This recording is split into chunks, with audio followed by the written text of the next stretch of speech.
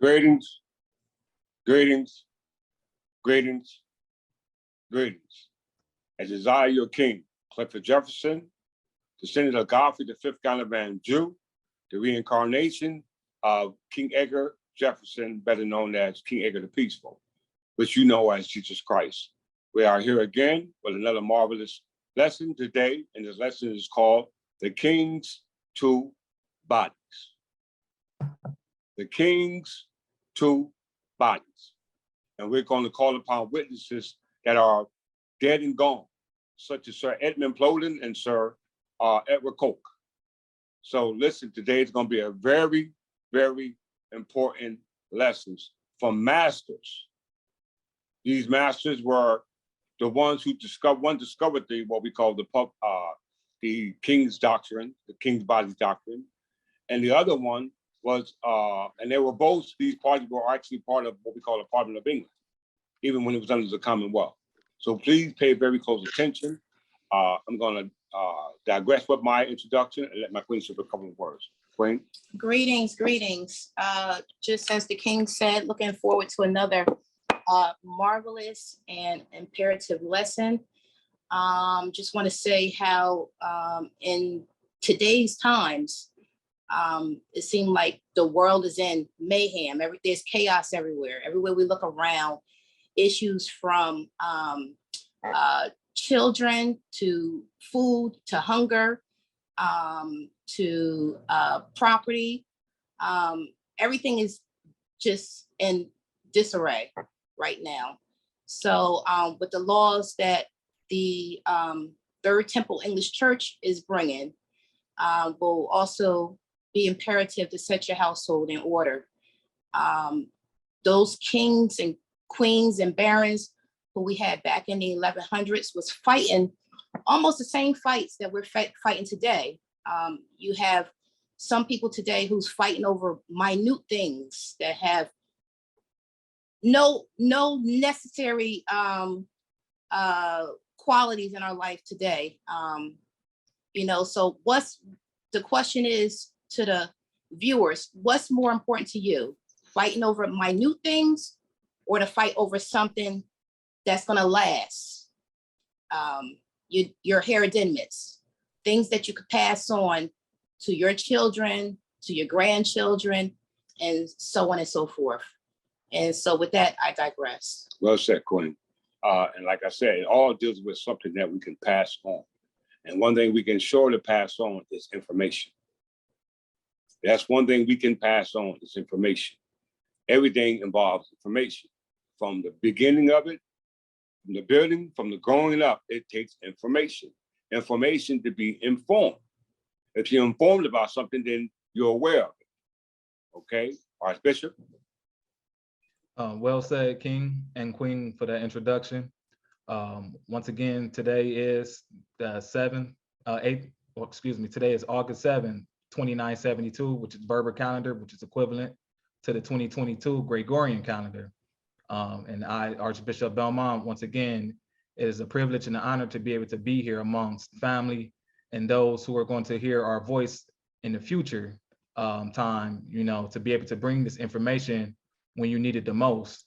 And like the King said, we have been here for, almost 2-3 years, presenting this information from, different parts of our history or time.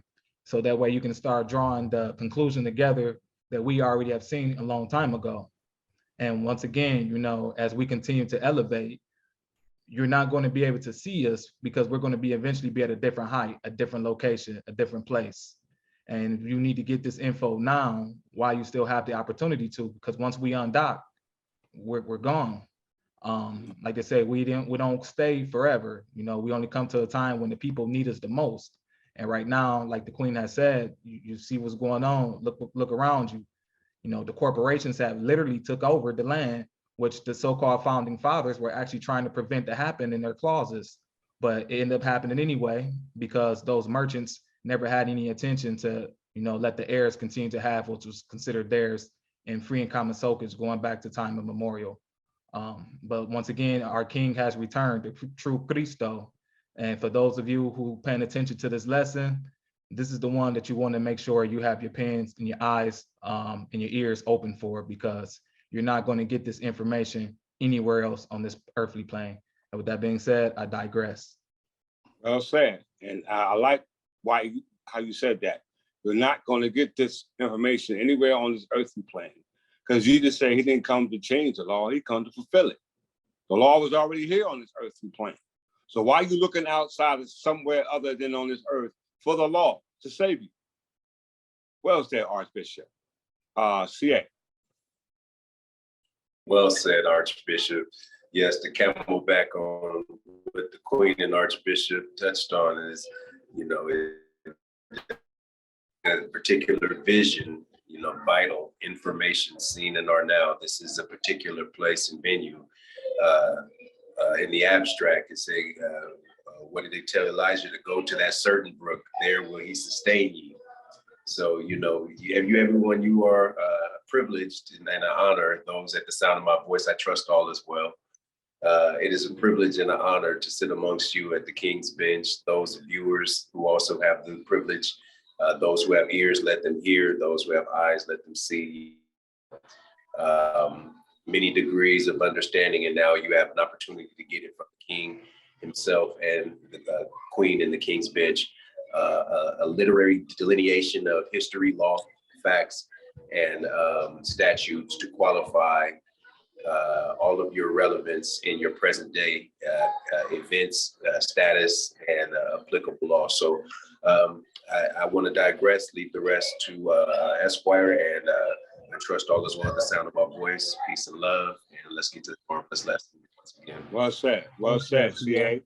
And last, Brother Burgess from the House of Burgess. Greetings, Sister Harris from the House of Harris. Greetings. Good to have you. Glad, Good to have glad you. to be here. Greetings. All right, as well as Brother Harris from the House of Harris. Greetings. Greetings, Brother Harris. Greetings, Brother Harris. Is that Brother Harris? Yes, that's Brother Harris. Okay, and greetings, Brother Cameron from the House of Cameron, Brother Militant.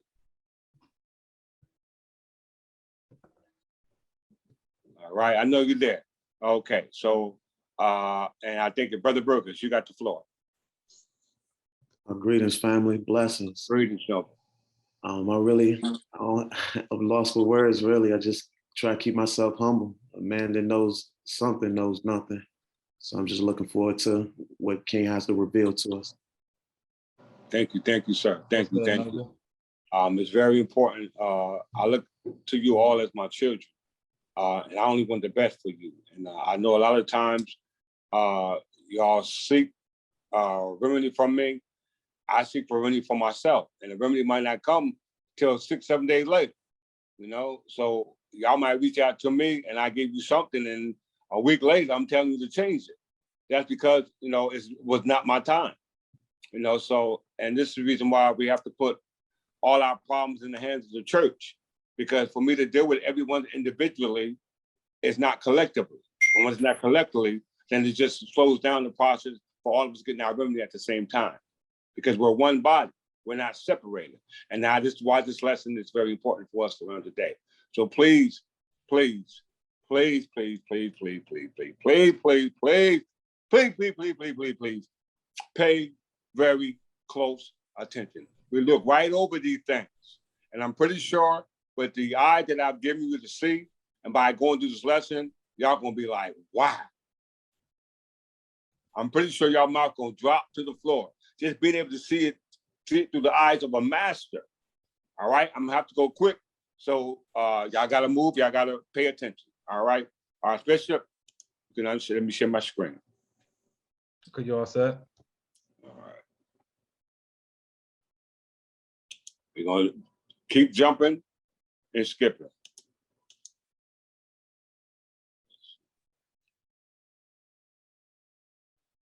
Greetings, Mother Middleton from the House of Middleton. Greetings. Greetings. Greetings to see you, Mother everyone. Council. Very Right. happy to see you. Good to have you. We was looking for you. Yes, yes, been looking forward to this. All right, all right. Thank you. Appreciate All right. Also, I was listening to, you know, I always listen to House of Awakening Minds all the time. You know, I always listen to a lot of platforms. And today Taj was talking on the last one that was posted, and he mentioned about the Kingdom of Iberia. And he talked about the Magna Carta. But he never mentioned not once about the Kingdom of Iberia. Mm. And then he also read the Magna Carta. So we have to listen to these masters, and we have to know a master by the master's teachings. Jesus said, my sheep will hear me by my voice. So the only way you're going to hear Jesus, the master, you have to become a master yourself, because these lessons are here. When those who speak are not the master, then you know they're frauds. All right, let's get to it. Citizen. That's the normal definition of the word citizen, so we can all get a comprehension of it. People assume the word citizen and subject mean the same, but they do synonymously, but according to the jurisdiction, because jurisdiction means declared law or stated law. So it says legally. Can everybody see that? Maybe blow it up just a little bit. Or I have to blow it up?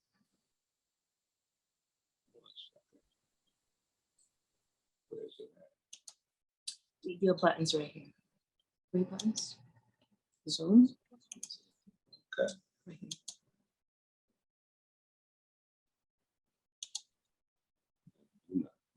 Right there.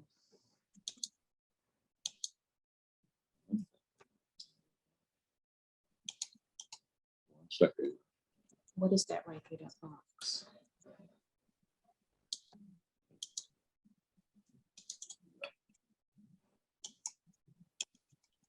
Okay, give me 1 second. Tell me my screen is. It's almost like it's frozen. 1 second.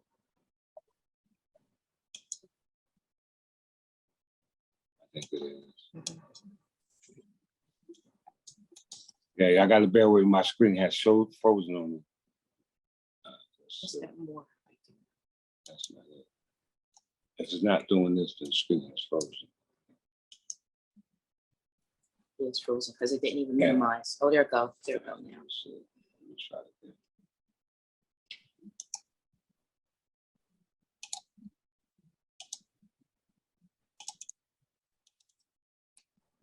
I gotta bear with me. Oh, we're still on. Just share. The screen, which is pause. It's frozen.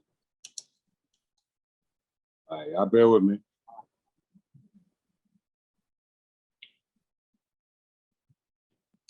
right, let's see. Try it again. Forgive me, everyone. I feel a bit dressed down. I have been looking for a new wrap for my locks and stuff.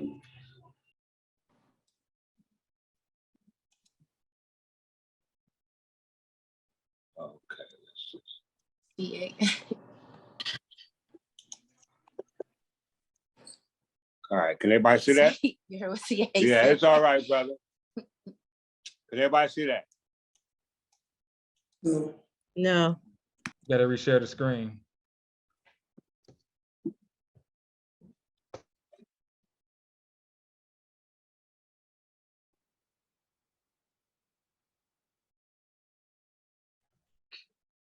What about now?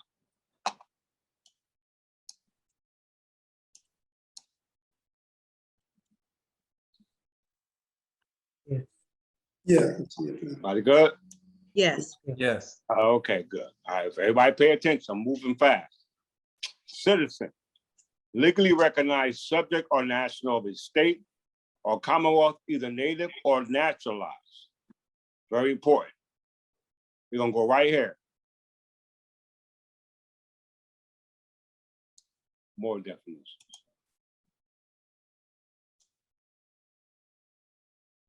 Origin, Middle English from Anglo-Norman, citizen, probably influenced by citizen.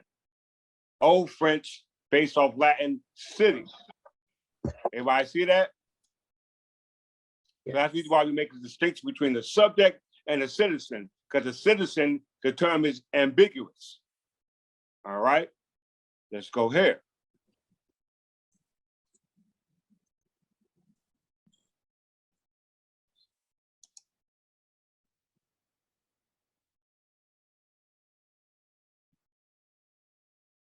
politics. The word politics. The English politic has its roots in the name, classic word, which introduced by Greeks, politika,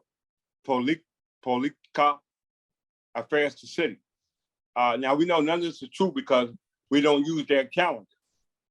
We're not Greeks, we're not Romans, we're not any other nationality but English. So before we can go to somebody else identifying with the word, we have to go to our own. That makes sense to everybody? Yes. Okay. So it says, so we want to go move right here. The singular politic person test in English is 1430. Coming from Middle English, itself taken from politicus, from the word citizen or city. All right? Citizen or city.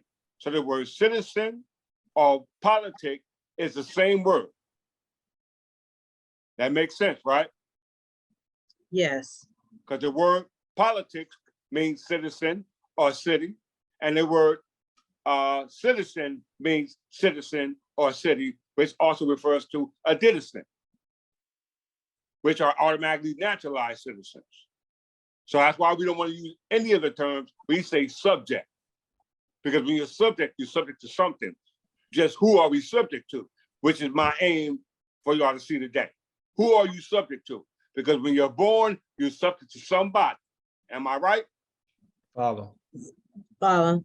And the right term to denote to that subjectivity is called body of politics. Because all citizens are subject to what? One body of politics. Why? Because you're a body of citizens in the city. That's where it starts first. That's the community. Everybody follow? Follow. Follow. Follow. Oh, y'all gonna hate me for this one. Common sense, y'all. Y'all really about to hate me. A body of politics is a polity such as a city, rim, or state. Now, we already defined the word politics, didn't we? Realm. Yes. It didn't say rim in the word politics. Realm. This is what we substitute to the rim. Realm. It didn't say that though. Yes. Rim means kingdom.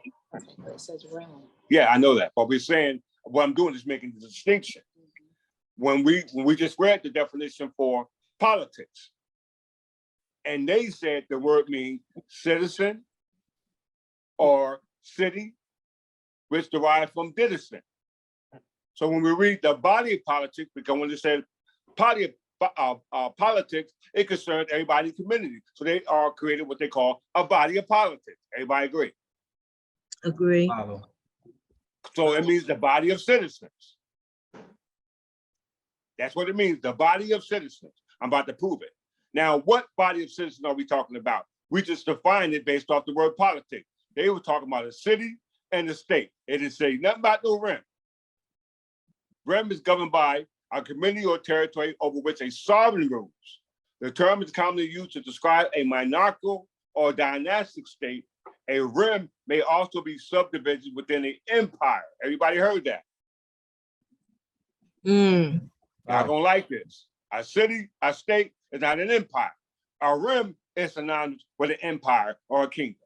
Historically, the sovereign is typically portrayed as a body, as the body head, and the analogy may also be extended to other anatomical parts. As a political reading, the belly and its members. All right, let's move a little further.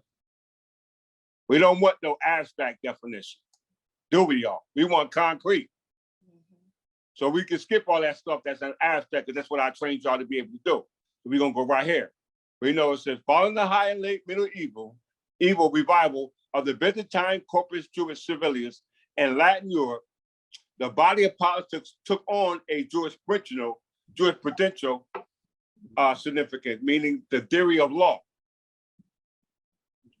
Took on a jurisprudential significance of being identified with a legal theory of corporation, gaining salience, meaning speed, potential, gaining more power, advancement in the political thought from the 13th century on. This was just dealing with the Roman Catholic identification with a body of politics. And they said that the theory is associated with what? A corporation, which gained salience in the political thought from the 13th century. Now, that don't apply to us, do it, y'all? Do it apply to us as members on this bench? Nope. Ain't anybody else saying nothing but you, Archbishop. Does this word apply to y'all? No. No. Members. No. No, No. I No, need it everybody to does say not. yes or no. No. no, no. All right. Because why? I'm about to show you why. It's in corporate English law. soul. It's corporation soul. Because it says in English law, the image of the body politics developed into the theory of the king's two bodies and the crown as a corporation soul. So it means that one is the corporation and the other one is the corporation soul, which represents the crown, which we all know that history already, right? That ain't nothing new for us, is it? No. No, So that means that if you're part of the corporation soul, then you're part of the crown, and that means that this is your body of politics. Because you are a citizen, and the only body of politics that you can be subject to is that of the crown. That makes sense to everybody. Follow. Follow. Follow. All follow. right? Let's go here. King, I apologize. Who is this? Noble brother Harris. Don't worry about it, Noble. Nah, you nasty. That's all I can say. Like, wow. Man. Thank you, brother. Oh, wow. Thank you. Thank you. Now check this out. You think I'm nasty? The idea of the body of politics, rendered in legal terms through corporation theory. Did it say corporation soul, y'all? No. Nope. It's a corporation theory. Also draw natural comparison to the theological concept of the church as a corporate mysticism, the mystical body of Christ. Y'all hear that? One is abstract and one is concrete. I hope y'all following along. Let's go a little further. The King of England. This is our interpretation. And the Tudor and the Stuarts of England, talking about King James and everybody else who came after him, the concept of the body politics was given a particular additional significance through the ideas of the king's two bodies. The doctrine discussed by the German-American medievalist Ernest Kantorowicz in his autonomous work, this legal doctrine held that the monarch had two bodies, the physical, king's body natural, and the immortal, king's body politics. Did everybody hear that? Follow. Immortal is the politics? The body of politics Wow. is immortal. Upon the demise of the individual king, i.e. the natural body, his body natural falls away, but the body politics lives on. The West, this was the indigenous development of English law. Do y'all hear that? Without a precise equivalent in the rest of Europe. So it ain't no equivalent to us. Extending the identification of the body politics as a corporation, English jurists argued that the crown was a corporation soul. These are English jurists. These ain't just no anybody. These are masters. Now, this is a Roman, a German-American identifying what English jurists said that a body of politics was. Going back to the House of Tudors. Everybody follow? Yes.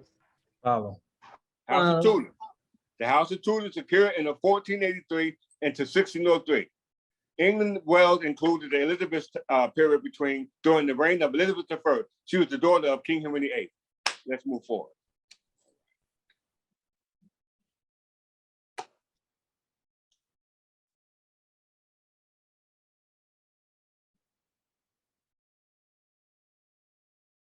Hobbes' theory. Thomas Hobbes, Leviathan, made a decisive contribution to this effect. Okay, he did. Well, let's go back to body of politics. And I'm pretty sure everybody heard about Leviathan, right?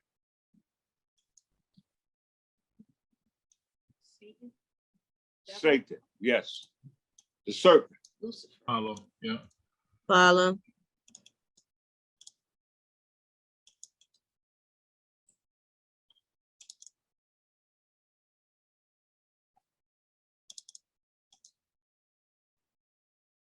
Everybody look close. The matter. Leviathan, Matter.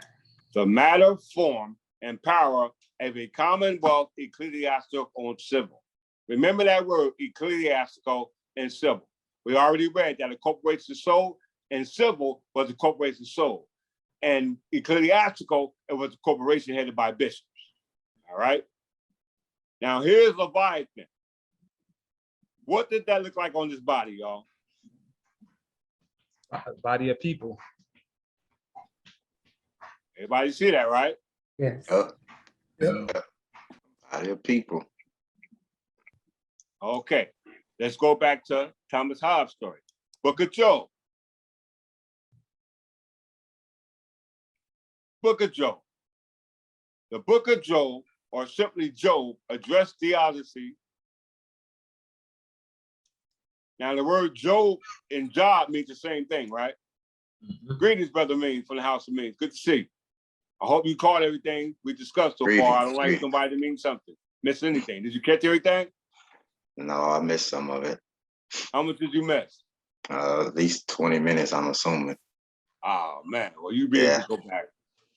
Okay, we're going in the book of Job. Remember, we all on jobs right now, right? We all work in commerce. America is based off commerce, trade, right? That's what you bred it for, trade. It said the book of Job, the biblical Hebrew. So I'm gonna give you abstract and I'm also give you the concrete. I'm gonna make you see how simple and foolish we are as human beings to fall for such a trick. It said the book of Job, or the book of Jobs, addressed theodicy, why God permits evil in the world through the experience of Epidomius protagonist. Job is a wealthy and God-fearing man, which we all are, God-fearing, with a comfortable life and a large family. God, having asked Satan, the accuser, for his opinion of Job's piety, decided to take away Job's wealth, family, and material comforts. Satan's accusation was that Job will render penniless. Let me say it again. For his opinion of Job's piety, decided to take away Job's wealth, family, and material comforts, following Satan's accusation that if Job were rendered penniless and without his family, he would turn away from God. Did y'all hear that? Yeah. Mhm. Now, everybody ask yourself this. It said that he will render Job penniless. Remember, he said penniless. Penniless means what? Somebody answer that question. Ain't got no money. Broke. You ain't got no money. Work. Now listen to this, y'all. We got to clear it up because that's abstract. Let's get a concrete interpretation first. Yes, I am. Going right here. I knew where he was going with this one. Right here. Like a book. We'll blow this up for y'all. This is Briscoe versus Bank of Kentucky, 1837, y'all. Not overlooking Article 1, Section 10. You can't coin any money but gold and silver. This is case law. Now, they did agree that legal tender was legal for paying debts, but only for commerce. That takes us to Paul versus Virginia, that said corporations are not citizens. Now, we are distinguishing the different types of body of politics. The city's body of politics, the state's body of politics, and the kingdom and the realm's body of politics, which we're part of the latter one, the kingdom of the realm. So that means that how can we get out of the states and the city's body of politics? Because their body of politics is based off of fiat money. Can we all agree? Great. Follow. Okay, why? Because you got to go out there to work for that fiat money to pay your bills with that fiat money. Isn't that the case? Follow. Now, watch what the case says. It says the state cannot do that, which, and by the way, I just filed a motion and form appropriate, and it got granted based off this case, y'all. Without paying the court fee. I used this case and the court granted. It said the state cannot do that which the federal constitution declares it should not do. It cannot coin money. Remember, there are only two types of money. Money is just a medium of exchange. Units, borrowing trade, store credit, unit of account. That's what money is. But there's only two forms: legal tender, which are bills of credit, and metallic money, which is coins. So it's stated that a state cannot do that which the federal constitution declares it should not do. And it made it specific. You cannot coin money. Here is an inhibited in terms so precise that they cannot be mistaken. They are susceptible of but one construction. It is certain that the state cannot incorporate any number of individuals and authorize them to coin money. Such an act would be as much as a violation of the Constitution as if the money was coined by an officer of the state under its authority. The act being prohibited cannot be done by any state, either directly or indirectly. Do y'all hear that? Yes. Do Follow. we hear that? Yes. Yes. Go back. Now let's go back to Job.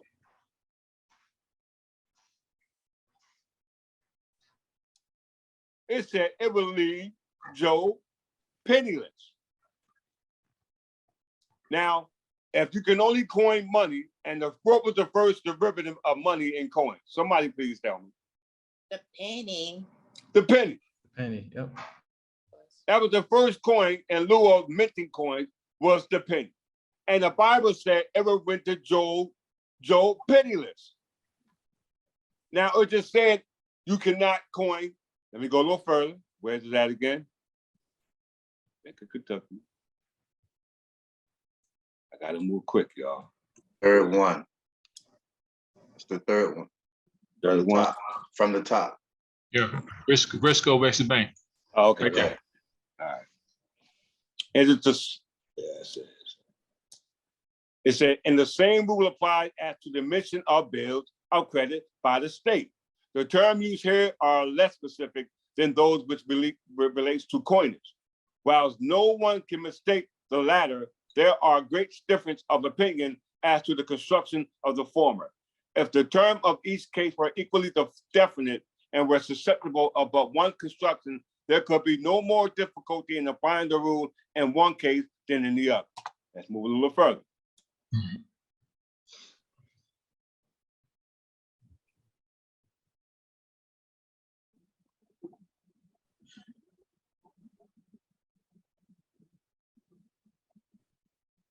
By Justice Thompson concurring, it is true that in many and perhaps in most cases where they were issued, provisions were made for the redemption of a bill, so far as the promise of the state through the meaning of taxation. Let me make sure this is it. Okay, yeah. By the meaning of taxation might be said to provide the means for payment, but this was an illusion and could no way be enforced.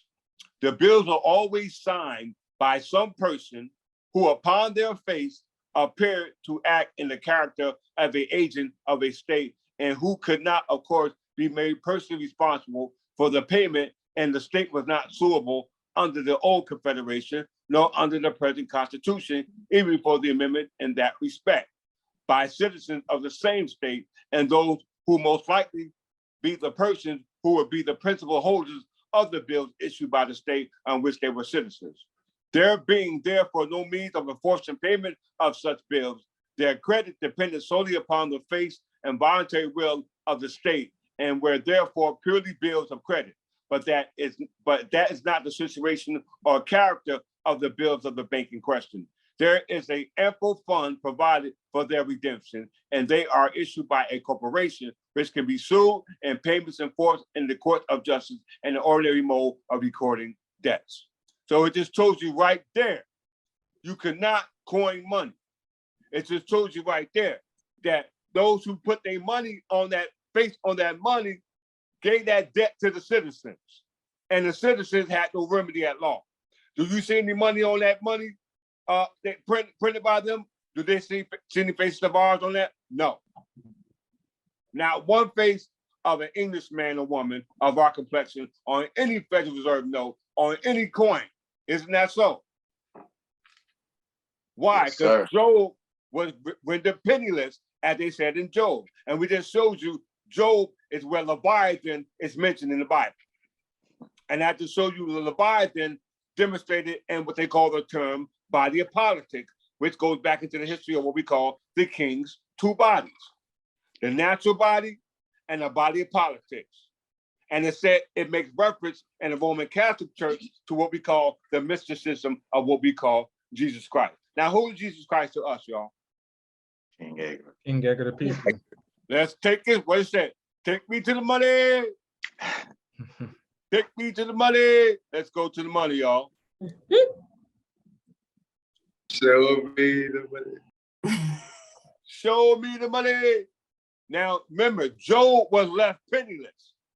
Now, if Job had $1,000 or $1 million and that fiat money called bills of credit, would he have money? No. Oh, He was better off having 1 penny in his pocket, didn't he? yeah. Yeah. Right. And we throwing pennies around on the street like they ain't worth nothing. Yeah. Not all Right. people doing it though.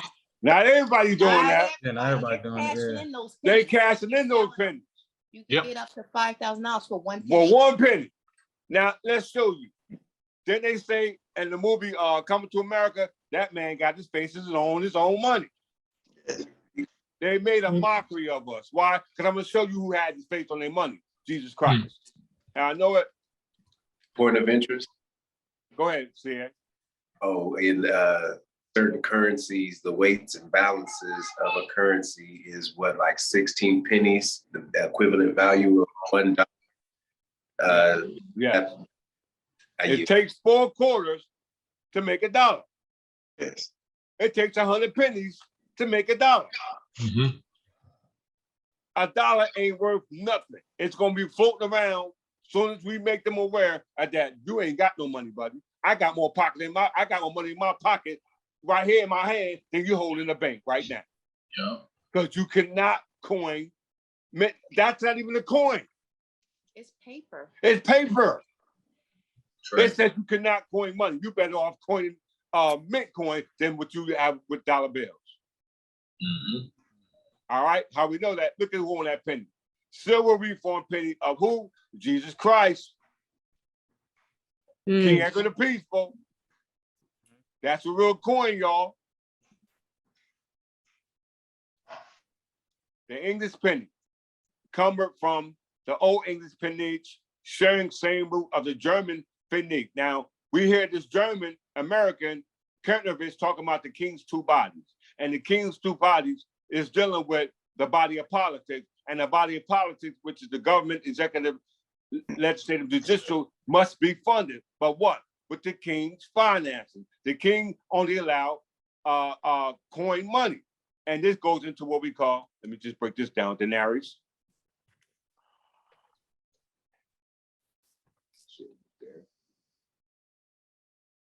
The symbol. You see that? It represents the Unicode, as however, it can also be represented as the X, capital letter X, which combines long stroke overlay. So that's what you see behind us, that X. This is where the money goes back to. How we know that? Let's go there. Let me take y'all to the money. All right. Let's go to the money. The king's two bodies. I want y'all to understand that just how the United States government passes legislation is do what? Bills. Yes. Bills become statutes. They become coded. So the same way they do or create legislation in any state or the United States is the same way they do it in Parliament. Can everybody agree? Wow. Follow. Follow. Now you got to ask yourself, if that's the case, if statutes and bills, which are legislation created from government, which what they call it here, the Senate and the General Assembly, over there, we call it the Lords and the House of Commons, right?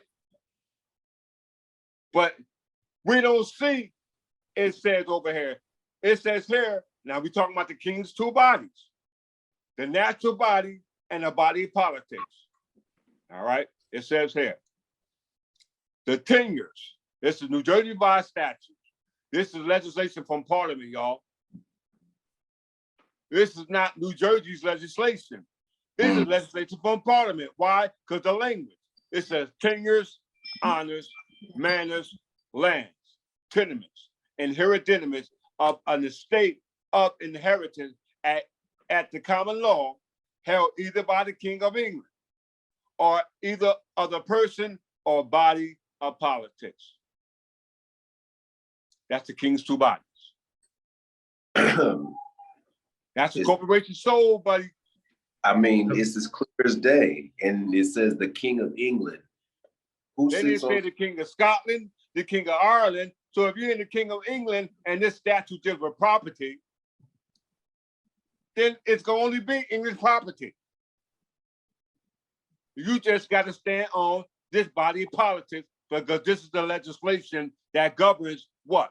Our body of politics. Right here. This is the King of England. You can't have a body of politics without a king. You need a head. Exactly. What's a head what's the body without a head? They running wild. When they cut their head off, they just swinging, running with no direction. And we just showed you in the body of politics under Rome, they ain't got no corporation soul. They just got a corporation, and the corporation is just an aggregate. Not corporation soul, a natural person, meaning the natural man, which fills the role of the king, which is an instrument to the crown. Because the crown, the rim, i.e. the kingdom, and the crown, the rim, and the king are not separate. They're distinct. Because they describe something different as a whole. But the body of politics and a natural body is not distinct. It's one and the same. Because the natural body just fulfill the role as a king, because the king's station or dignity or kingship is a station. I didn't say that. The master said it. It's right here. King of England, person, that's a natural person, body of politics. That's the king's two bodies. And they got specific with it. That's the King of England. That means the kings of England, two bodies. Whether it's corporate or person. Anytime before 776. They declared their independence in 1776. So that means that everything done before 1776, it was under the jurisdiction of the king. So that means all this tenures, honors, manors, lands, hereditaments, all that is in the hereditaments because the king is the crown and the crown is crown land. We know the crown land is entail. That makes sense to everybody. Yes. Well, if y'all only believe me, let's go here from now. One more thing, let me just show you something. It says here, another case law. Central Railroad Company versus Jersey City, 209 US.473. Listen to what they say. This case was in 1908.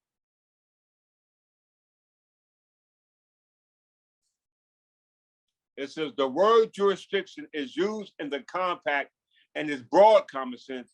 That is the power of the government to exercise executive, legislative, and judicial authority. We think the word was not used for the limited purpose of conferring merely judicial authority or the right of exercise partial or infinite police power. The term exclusive jurisdiction is repeatedly used and will never qualify for exceptions or specified as definitely as possible. So when they say corporation crown, corporation soul has the executive, legislative, and judicial authority. Why? Because it is a body of politics. It's governed by a head, which is the corporation soul. Let's go down a little further. New Jersey does not possess the power to tax.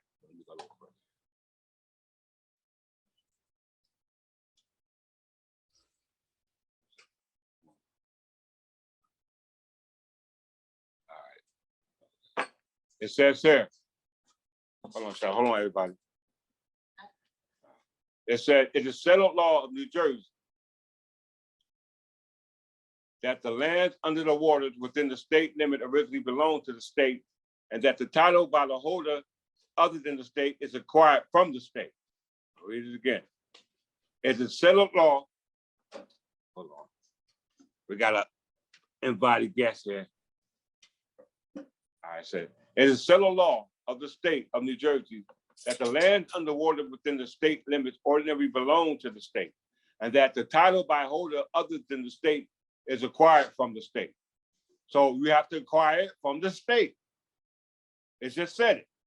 The title to the land under the waters within the present limits of the state were vested in the King of Great Britain at and before the Revolution of 1776, and became vested in the law of nations and by the right of conquest and the people of the then colony and now the state of New Jersey by the War of Independence. Did y'all hear that?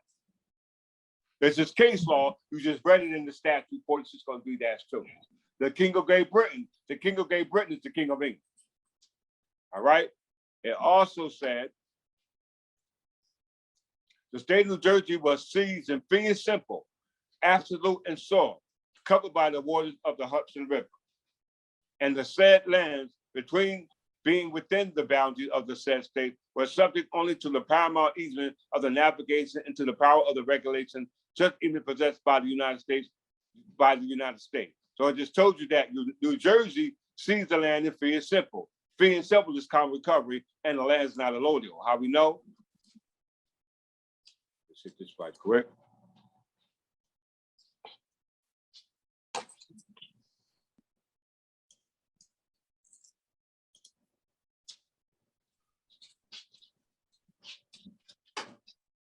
Gifts, grants, conveyances by state or allodial.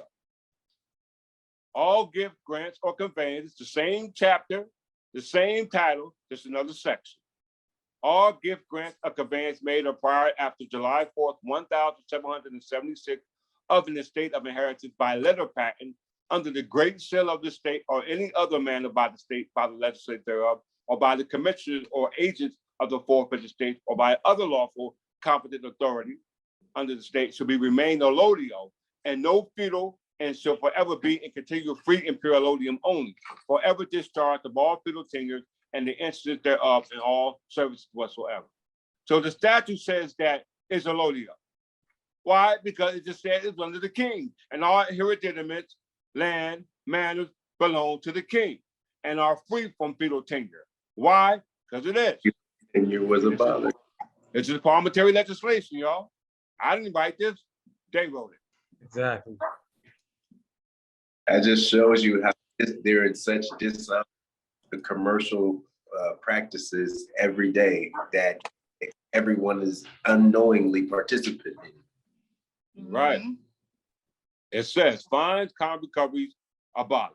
From after June 12, 1799, no fines or common recovery that had been or shall be entered, made, had, or suffered in any court or record of the state shall operate or be construed to be conveyance of any sort of real estate or any way bar the issue of entail. Did y'all hear that? That means that if you got an issue in regards to property, as we do, allodium is entail. Exactly. If the king owns it, it's allodium. That means it's entail. So when the king brings a claim on allodial property, that's entail. Whoever got a fee and sale issue cannot be brought in the court of law. Why? Because it said that it says no fine to come recovery that has been or shall be entered, made, had, or suffered any court of record of the state shall operate or be construed to be a conveyance or assurance of real estate, or any way bar the issue of entail or reversion or remanding of a lawful claim and entries, and any uses of custom to the contrary is anywise notwithstanding. That means when you bring a claim underneath the body of politics within the king's two bodies, as the king or a member of the king, you got good standing in law. Does that make sense? Yeah. But you got to choose what body of politics are you a part of. Because the body of politics is governed by the law, whether they're executive, legislative, and judicial. So you either choose to be part of the corporation body of politics or the corporation soul. Why? Because the corporation soul goes back to the mysticism that they call or talk about Jesus Christ. And Jesus Christ, we know, is King Edgar the Peaceful, and we know that king of the people is where the real money at, because he's on money. Right? So we got to go back to the origin of where the money at, and the origin where the money at is the history. Let's go to the history of the masters dealing with what we call that body of politics. Because all we need is to walk around with pennies in our pocket and we good all day long. We good all day long. If we go back to the standard of money issued by our forefathers, which we know as the English penny, so they can't even say it's theirs. That's our penny. The origin of the word penny comes from us, y'all. Why do you think Abraham Lincoln on the penny is going the other way? It's going the other way. It's letting us know the way to free ourselves from this stereotype of these jobs as rendered to Job in the Bible is by understanding who Leviathan is. And that's the king's two bodies. The king's two bodies and the corporation soul is that adverse with each other. One is concrete, one is abstract. How I know it? Let's prove it. Point of interest. Go ahead. Just to camelback on what the two examples. So you have the feudal tenure or the commercial life, which all of us innately are part of, either by social contract or by worker indentured relationship. And these social contracts depict your not only estate relationship, but your status at law and its jurisdictional obligation, if you will. So, yes, well said. Are you? Well said. You have an obligation. Body of politics. Citizenship denotes to what? Allegiance and protection. Allegiance is and protection. And we know the word body politics means what body of citizens are you a part of? Because the word politics means citizen and city. So what body of citizenry are you a part of? Because that determines your body of politics. That makes sense, everybody? And we know the body of politics under the crown is the corporation soul, which we incorporated as the corporation soul. Why? Because I did it. I incorporated you with the assistance of Archbishop Belmont. And you are all a part of what we call the body of politics. Whether you're talking about the king and parliament, the council, the lords, the commons, the subjects, who are the members. We are all included. Don't take my word for it. Let's take it from this Roman, this German. Somebody read for me. Can you read, where are you reading this from? Where's this article from? This is from an article, The King's Two Bodies in the Crown, a Corporation Soul, Historical Dualities and English Legal Thinking. This is from History of European Ideas from Routledge Taylor of Francis Group. Keywords: crown, body politics, dignity, realm, king's two body, and office. Now we just read on the Wikipedia. Let me just go here right quick.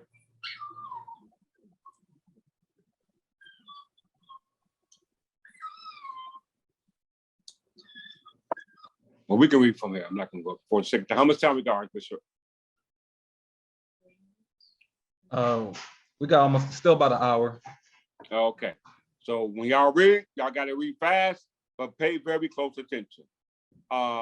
Sister Countess Middleton, you feel like reading? 1 second. Okay. Let me just move it over for you. Okay. The king's two bodies and the crown, a corporation soul. Historic dualities in English legal thinking. As Kantorowicz acknowledged in his seminal work on the theological grounding of medieval political theory, the legal doctrine of the king's two bodies was not a medieval legal doctrine, but an Elizabethan one. It was developed by Plowden, an English jurist in the second half of the 16th century. With Plowden's theory of the king's two bodies, one natural and the other politic, the medieval notion of the crown as a corporation aggregate of many was progressively abandoned. The king's body politic was instead confused with the concept of office of kingship, which could only vest in the king. Building on Plowden's doctrine, Coke wrote of the king's body politic in the early 17th century that it was a corporation soul. With time, the crown conceived as a corporation soul and as a corporation aggregate, understood as the government became an important feature of English legal thought. The crown as a corporation aggregate, comprising the whole realm, is more apt to reflect the constitutional arrangement reached after the Glorious Revolution, characterized by the sovereignty of Parliament and later responsible government. Stop right there. So you have two masters, dead and gone, y'all. Dead and gone. One from the 15th century and one from whatever time. And they were both familiar with the Parliament of England. They were English jurists. One was a barrister, one was a judge, lawyers, etc. These are masters that are confirming what we did without even, I just stumbled upon this article a couple of days ago. But these masters at law confirming what we did by way of us using our minds here. And that means that when we go to court, they ain't just taking our word from them, they got to read what these masters said in regards to who we say we are, because apparently there's some diversity of jurisdiction in regards to the corporation and the corporation soul. Because I am a corporation soul. Yeah, I'm a natural person, but I'm subject to die, but my office remains open. And the body politic, which is the office where we keep functioning. This is the reason why each and every one of y'all are important, because the king is not the only office in that station. He got the parliament, he got the council, he got the lords, he got the commons, he got the subjects, as well as the foreigners to deal with. All right, continue to read. It has been argued that there are two models of state personality in a monarchical context. The first is the corporation aggregate model, where all the subjects are joined with the king, who acts as the head. The second model is the corporation soul of the king personifying the state. In this article, I trace dualities in relation to the notions of king and crown in the history of English legal thinking. It will be shown that both models discussed above can be found in legal thinking, and light will be shown on the current understanding of the crown in constitutional law. I will argue that by using an historical constitutional approach to English legal thought, the current understanding of the office of kingship and that of the king, the crown, the government, and the realm in constitutional thinking can be revisited. You hear this? Do you hear this? Mm. These are people who are doing research on scholars in regards to the constitutionality of the government supported by the crown and the king concerning his realm. And y'all all are subject to the realm of the king, i.e. kingdom or empire, whatever you want to call it. Because you're all on the king's land. Ain't no streets, ain't no avenues, ain't no bureaus, villages. You're all in the kingdom. When you address yourself, you're in the king's kingdom. All right, let's continue to go on. This is going to be two parts. So this is going to be part one, and then next Sunday, we'll do part two. Right? Point of view. Go ahead. That's the renaming of all things. In the abstract, it talks about man naming the flora, the fauna, the birds, etc. Well, now what mankind has done has renamed everything as streets, roadways, addresses, and all of these things are subject. All of these things denote a jurisdiction. So to use terms, just like driving and traveling, one denotes a commercial activity, the other one denotes a free mode of conveyance or a free mode of travel. So the language and the language in which you use to describe your everyday function denotes a jurisdictional obligation. When say can and will be used against you. So you too can be self-conflicting if not aware of the spell or the spelling or the etymological origin of the word that you use to denote your action. I yield. Well said. What you don't define will put you behind. What you don't define will put you behind. All right, go ahead, Sister Middleton. The crown, dualities old and new. In this first part of the paper, an analysis of past and current dualities in relation to the king and the crown in English legal thinking is conducted. The duality opposing king and crown is revisited in light of the nuances brought by the notions of realm and dignity. Over the course of Elizabethan period, the king's two bodies as a duality between the king's body natural and body politic was developed and can be found in Plowden's report of cases. The Elizabethan duality of the king's two bodies is revisited in this paper of light of the medieval notions of dignity and that of the realm as a body politic, both present in Plowden's reports of cases. The medieval notion of the realm as a body politic endured and could still be found in Coke's opinions from the early 17th century.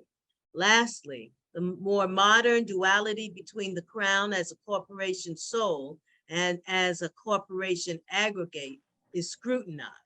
Stop. Now we just read, we got a modern day statute, 46:3-2, talking about the King of England, body politics, person, and corporate. All this speaks about the king's two bodies. And our eyes, we couldn't see that because we would still think we're in some la-la land called the Wizard of Oz. The land of Oz is the land of Ul, where Joe went to. You know what I'm saying? When he was chastised. We're in that land right now. And we ain't got a dime to piss in, a pot to piss in as regards to that. And we're left penniless. Why? Because we don't know where the money at. The money's in this history. All right? Now, remember, we're reading the evidence from masters. Edmund Plowden, and Edmund Plowden was a colonist. He established the colony of Albion. You had the Albion Congress, then went to the Stamp Congress, then you had the Continental Congress, the first and the second.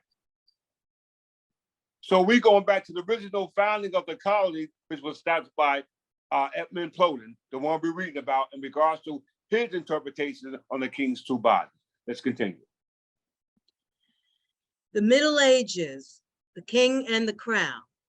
In the Middle Ages, although never separate, the king and the crown were perceived as a duality by English jurists.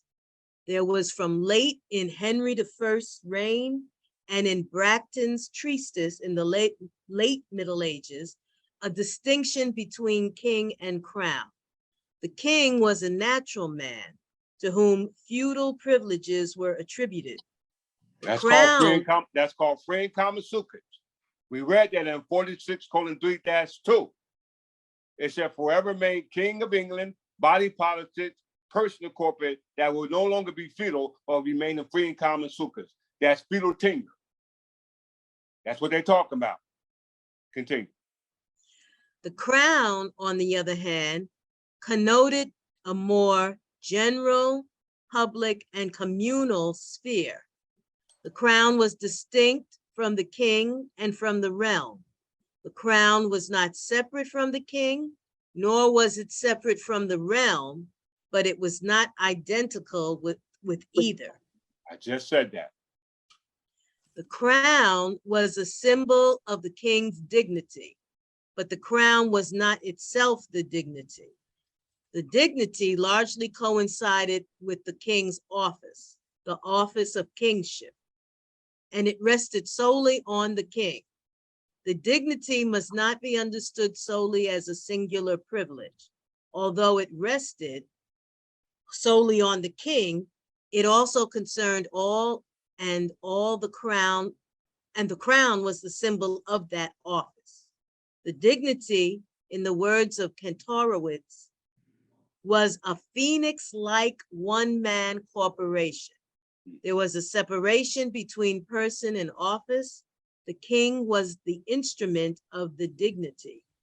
To Baldus, when the king went against the dignitas of his office, his actions were void. Separation between person and office allowed Baldus to address the idea of the validity of the king's acts when committed against his crown, understood as his office, the dignity.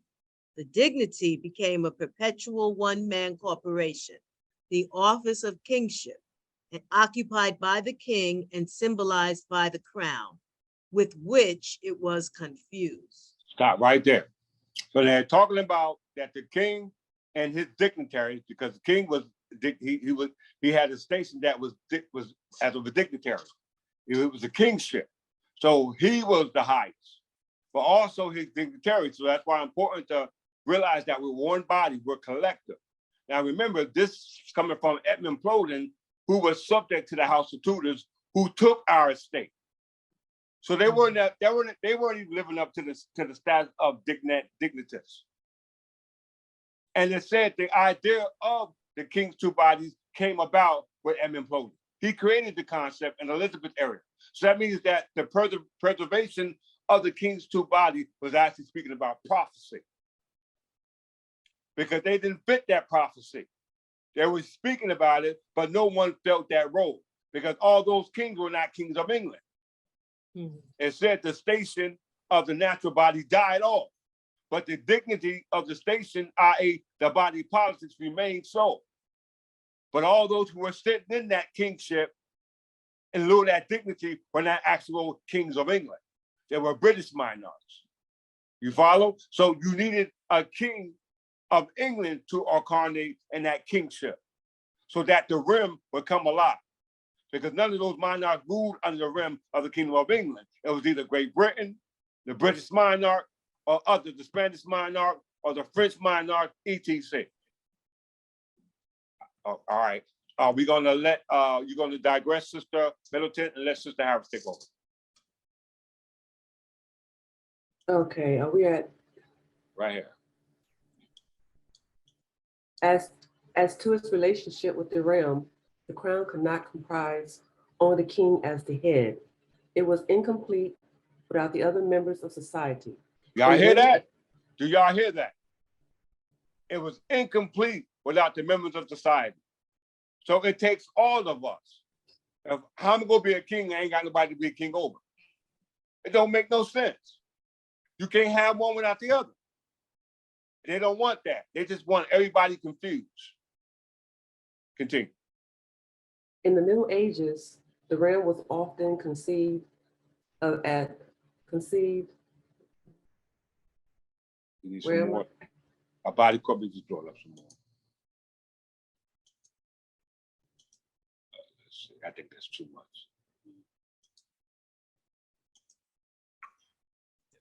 Can you say it or? Okay, I can see it.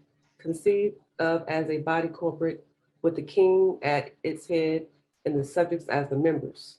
The crown, understood as the mystical body of the realm, was an important feature of English legal thinking. Stop. In addition, Stop. Now, didn't he just say body politics spoke about the mysticism of Jesus Christ? Mm-hmm. It just said that. Now you read my head, just say it's a mystical body. Yeah. So they're telling you abstract for those who can't understand, and it's concrete for those who can. All right, so if you would understand what we're talking about today, then you best believe you're in your concrete form. You're in your astral form, buddy. You are an angel today. You're a part of God's body of politics today. As it was in the beginning, so shall it be in the end. We're in end times, y'all. Continue. in addition to the king, the crown comprised also the corporation of the king and the council, the king in parliament, the kings, lords, and commons, along with the king's subject as its members. Prior to the 17th century, in the aftermath of Coke's writing, the crown represented the public sphere. It touched all and was the common welfare. Hence the term pleas of the crown for crimes which were considered to offend all. in addition of ad coronum to describe the things public. Nevertheless, the crown and the realm as a body politic, all members of society, the king, lords, and commons, and the king as the head, were often confused in the Middle Ages. The idea that the realm as a body politic was included in the crown became accepted in later Middle Ages.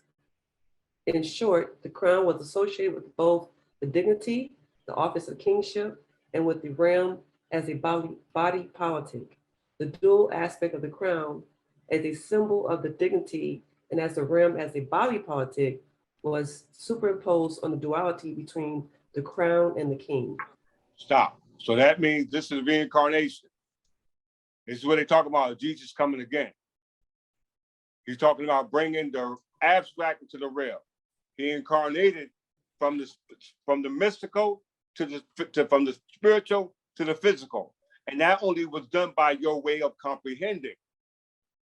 People can't comprehend it, so they keep looking for it in the abstract, where you're seeing it in the concrete now. Why? Because just know anybody wrote this article. They wrote it, if the person that was the individual wrote this article and is reflecting the jurist who created the article or what the article represents, then that shows you whoever wrote it was on the right track. Now, if you're reading it, that makes you know you're on the right track. Because it's a rabbit hole, it's a paper trail. Follow the paper trail. Continue. The Tudor era, the king's two bodies. As will be discussed below, there were still in early 16th century England users of the medieval concept of the body politic, referring to society as a natural body.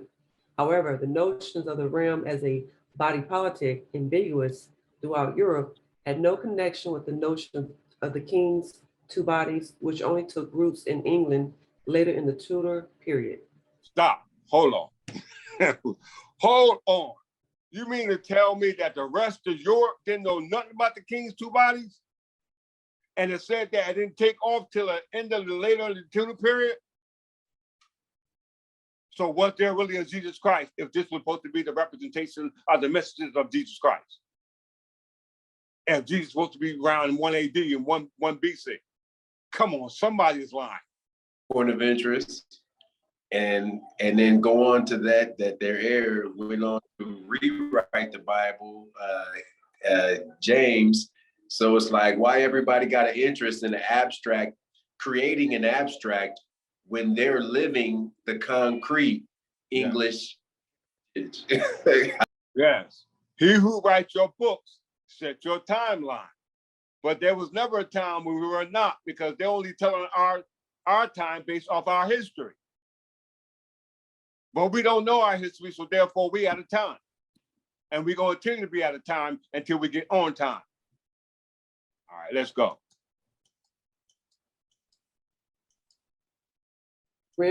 Remnants of medieval concepts in the early 16th century.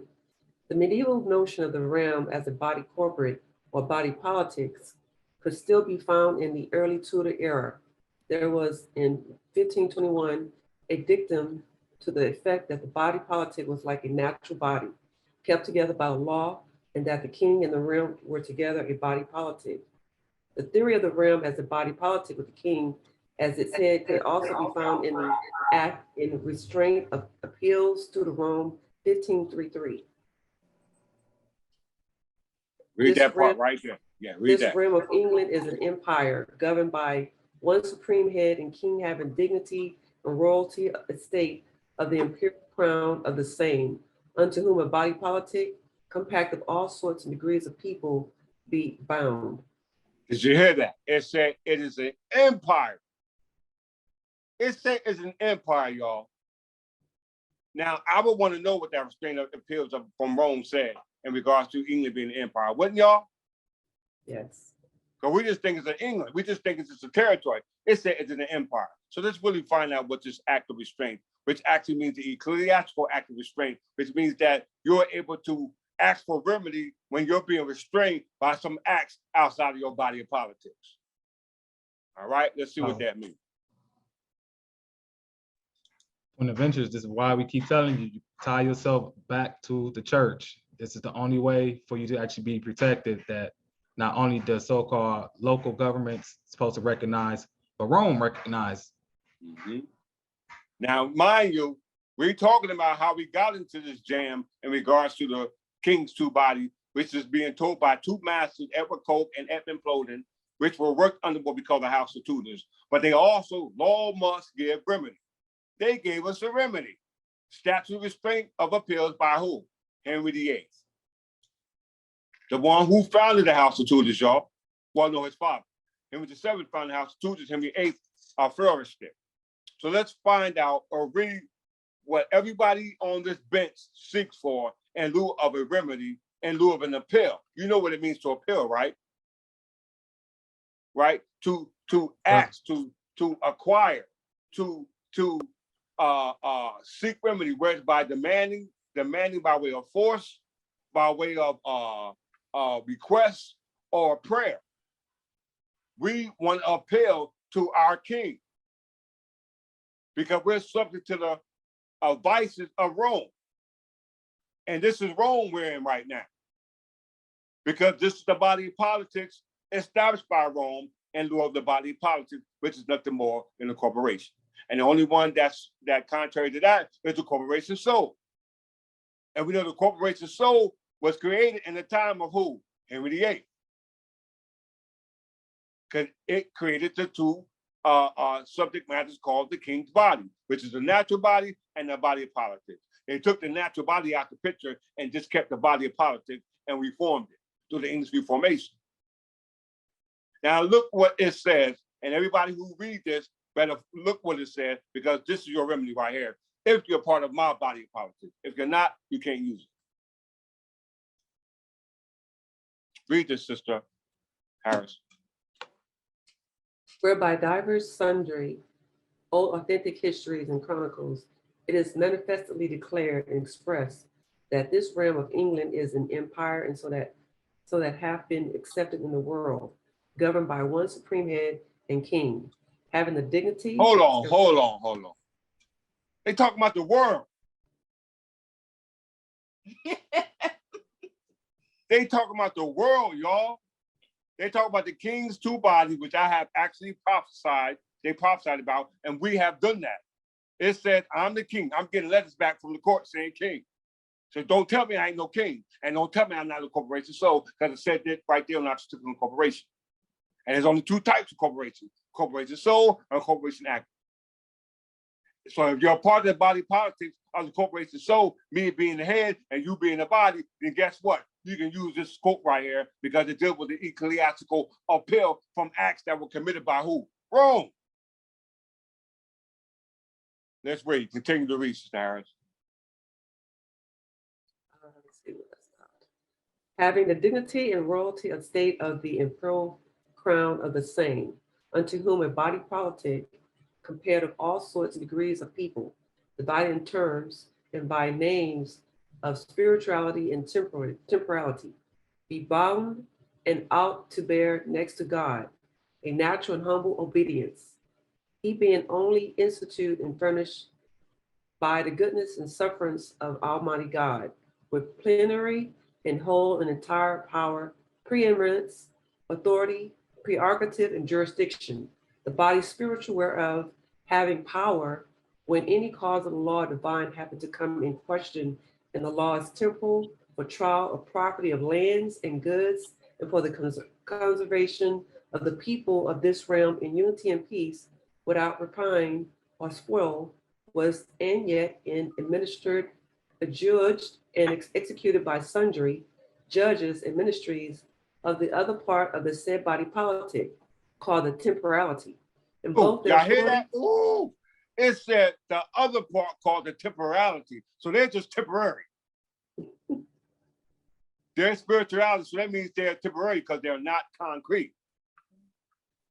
They telling on themselves right here. Continue to read.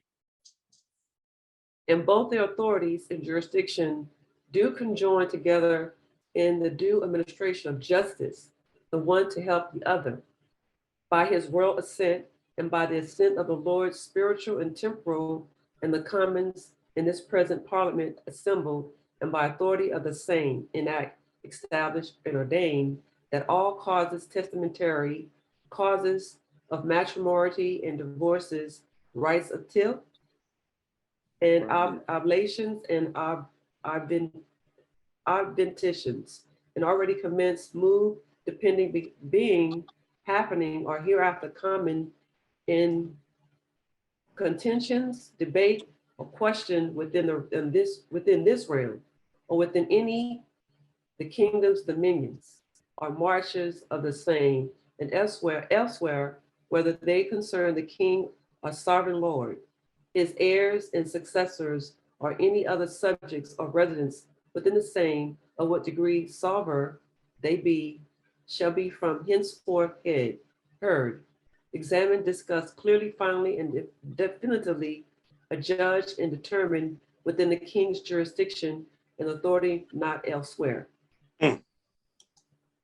Any foreign inhabitants, appears, sentences, sermons, citations, suspensions, interdictions, excommunications, restraints, judgments, or any other processes or impediments of what nature's names, qualities, or conditions soever they be, from the see of the Rome, or any other foreign courts or potentates of the world, or from out of this realm, or any other, to the king's dominions, or marches of the same. To see the see of Rome, or to see any other foreign courts or potentates, to let our impediments thereof in any wise with notwithstanding. Do y'all hear that? That means that I don't care what they do, they don't have jurisdiction. You don't have jurisdiction. Now, most people don't know this history. They'll read on and be like, oh, this act was repealed. Yeah, in Ireland it was, not in England. It said the whole act so far as extended to Northern Ireland was repealed, but not here in England. You can't appeal something that was created from the ones who created it. So that means that it just said right here. Where was you at?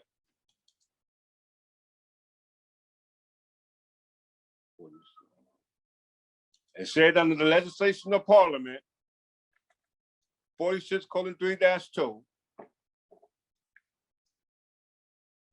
that's you're in England.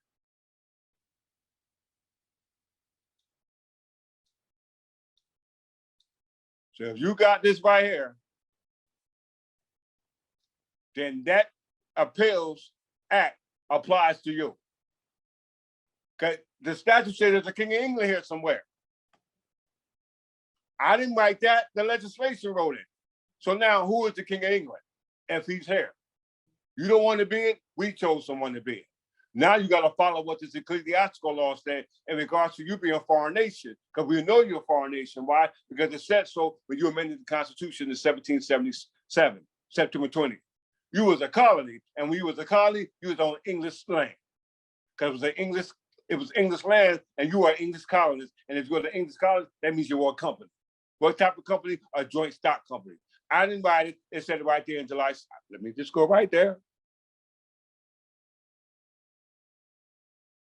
Constitution, July 2nd, 1776. Let me go back to the article.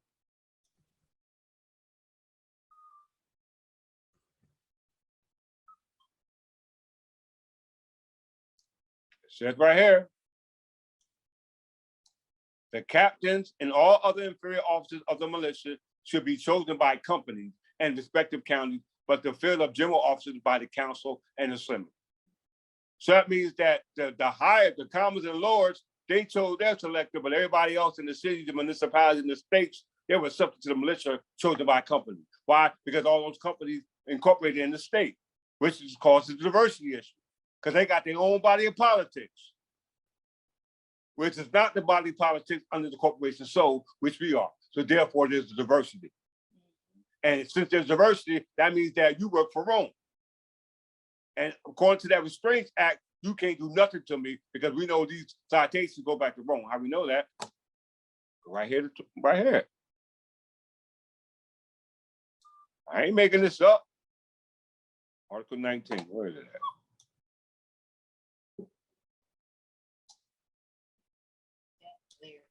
There shouldn't be no established any religious set in this province and preface to another, that no Protestant inhabitant of this colony should be denied the enjoyment of civil rights merely on account of his religious principle. So that means that it was contrary to the religious principle that was already here in the colony. But that all persons professing belief in the faith of the Protestant sect who should deem themselves peacefully under the government as hereby established should be capable of being elected into holding a public trust. Did you hear that? So that means Roman Catholics are sitting and holding the trust of the English Anglo-Saxon heirs. This is why 16.1-28 had to be established to create trustees from Great Britain for property held by certificate of corporation and corporation in place thereof. There ain't no corporation sold like we are. We that corporation sold, we that body. Does that make sense to everybody? Yes. Let's go back to the king's two bodies. Continue on, Sister Harris.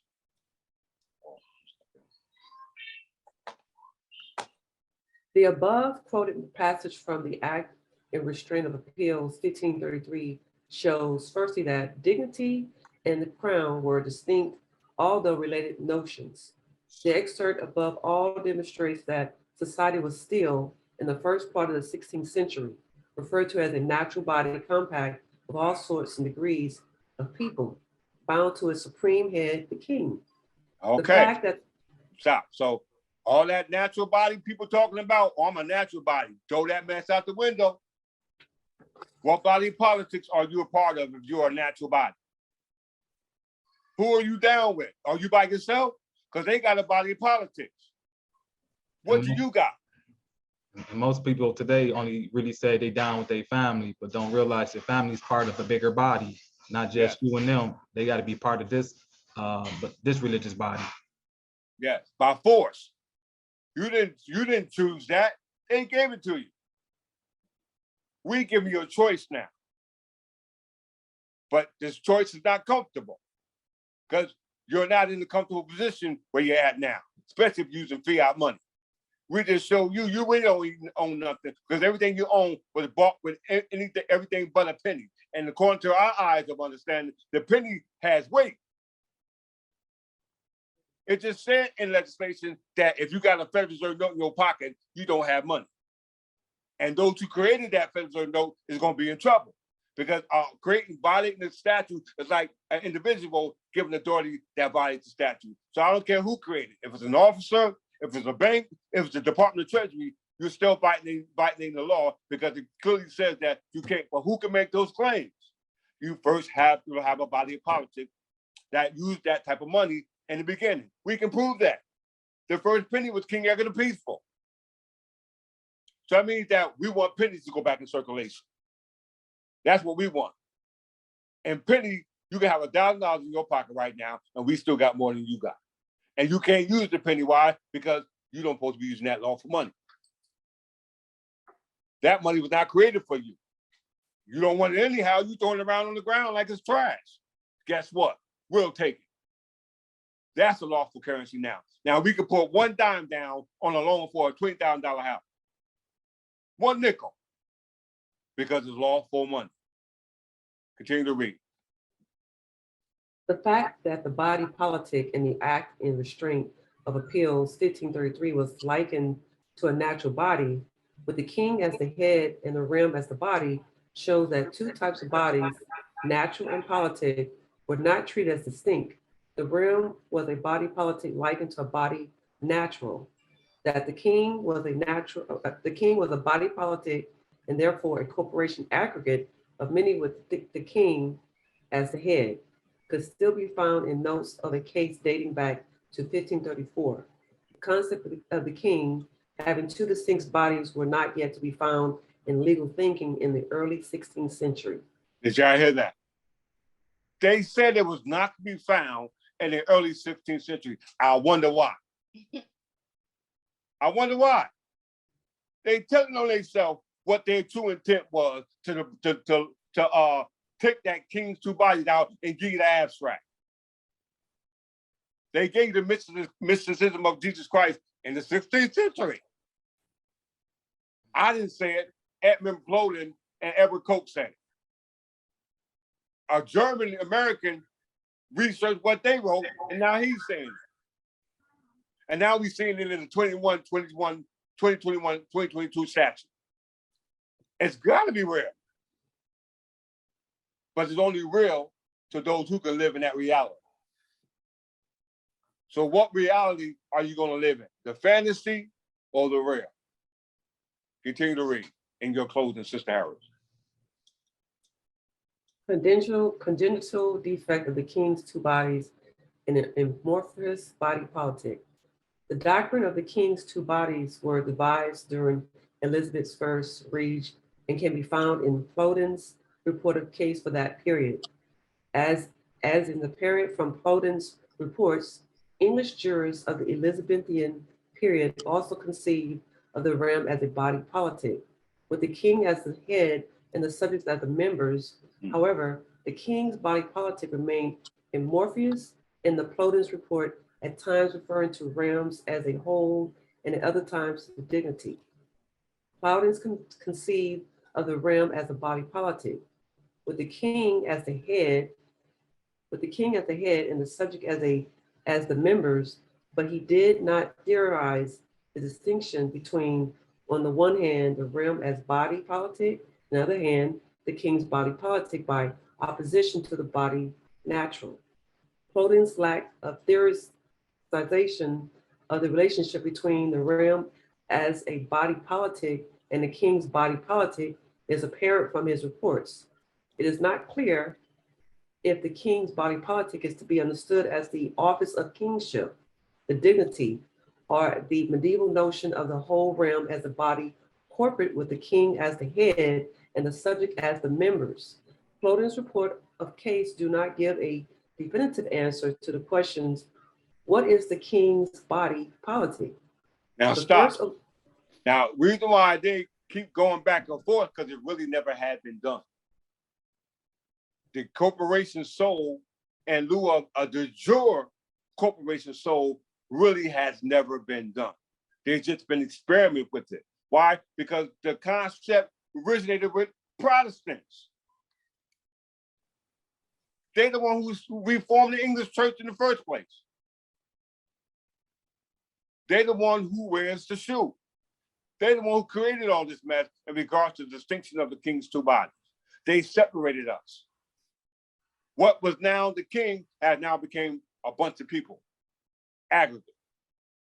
All right, Sister Walker, you can, Sister Allen, you can take over. Remember, Sister Allen underneath the weather. Yeah, so yeah, Sister Walker can take over.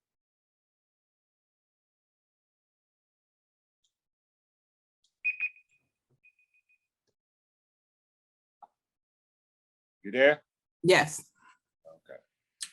The first allusion to the two bodies of the king's features in the 1555 case of Hill versus Garge, reported by Plowden a few years before the 1561 case of Duchy of Lancaster and the 1562 case of William versus Berkeley, where the doctrine of the king's two bodies were elaborated in more detail.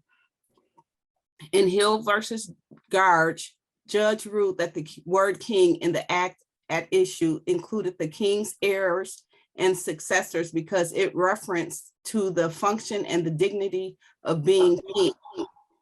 In Hill versus Garge, one characteristic of the king's dignity is emphasized. It is eternal. Ooh, eternal. These judges, y'all. This ain't just anybody saying this. These are judges saying that. They talk about amorphous, eternal, forever. Go ahead. The king's body natural, however, was still subject to death. Death became its demise so as to signal that the king, incorporated with the king's internal office or dignity, continued seamlessly to live on. At the demise of the natural body of the king, the eternal office became incarnated by the new king. Ooh, hoo-wee. There go that word incarnate, y'all. There go the abstract, and we giving you the concrete. So play around with this if you want to, and see where you left off. I know where everybody at along the way.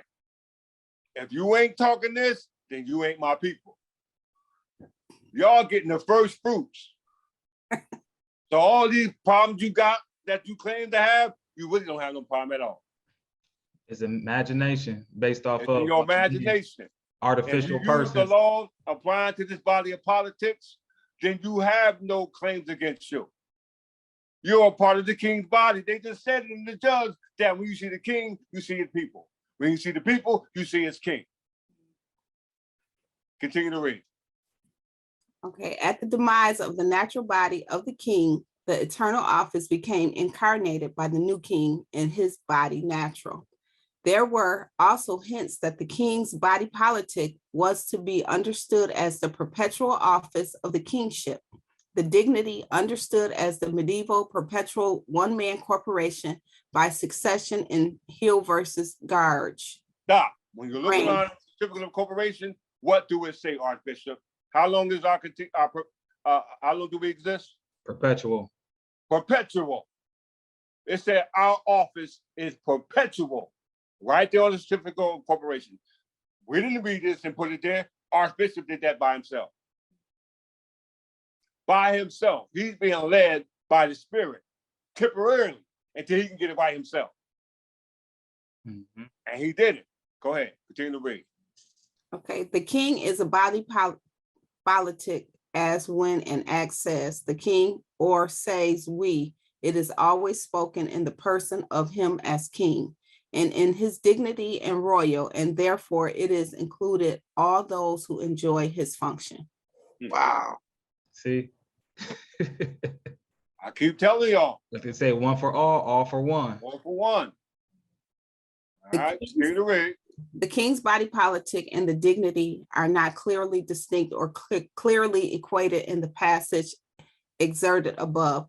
The relationship between the two was not defined. The body politic of the king in Hill versus Grange, however, did not appear to refer to the realm understood in the medieval sense as a mystical body.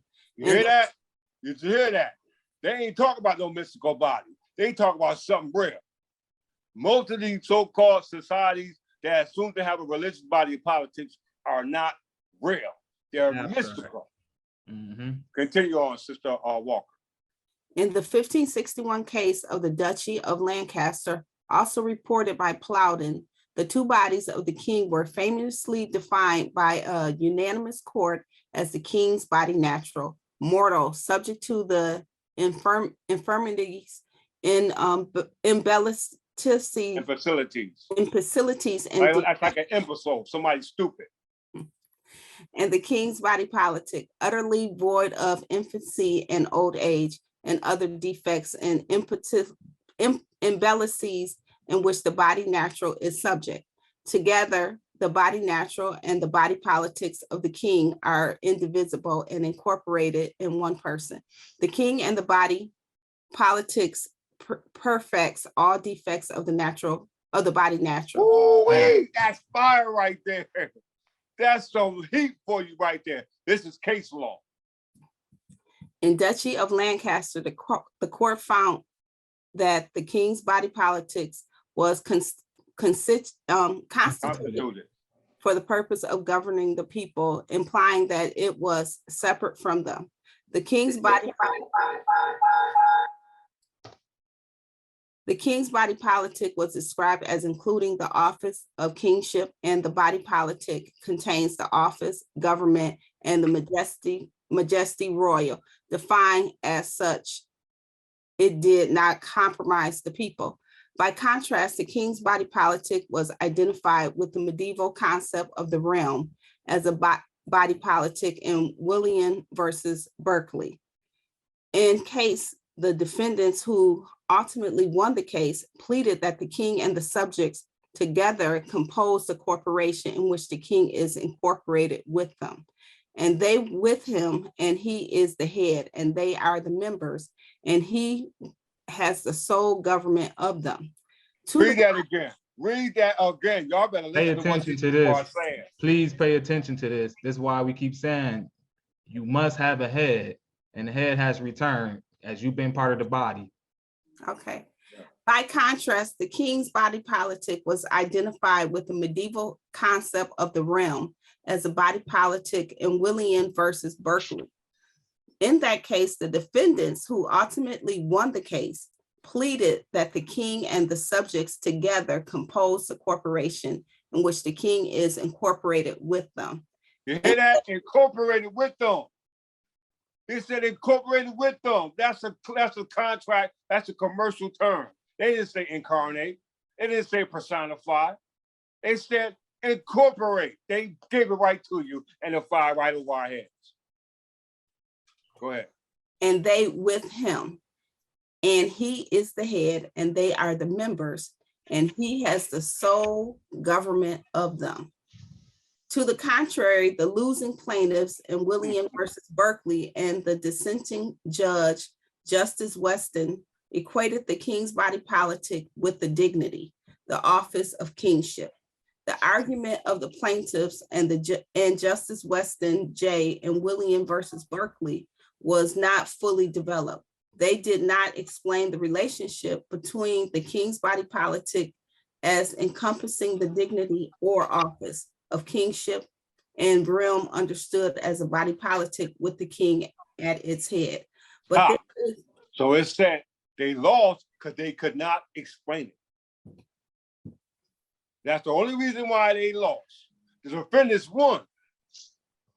The king wasn't even there, and the defendants won because they knew how to interpret it and understand their relationship as them being part of the body of politics, but the king as the head by the way of his incorporation. That's the only way. That's the only way you can win. Look, I got rules I gotta follow, just like you do. And these are judges who ruling on this, y'all. Not just anybody. Continue on. But there is no explanation. Oh, I'm sorry.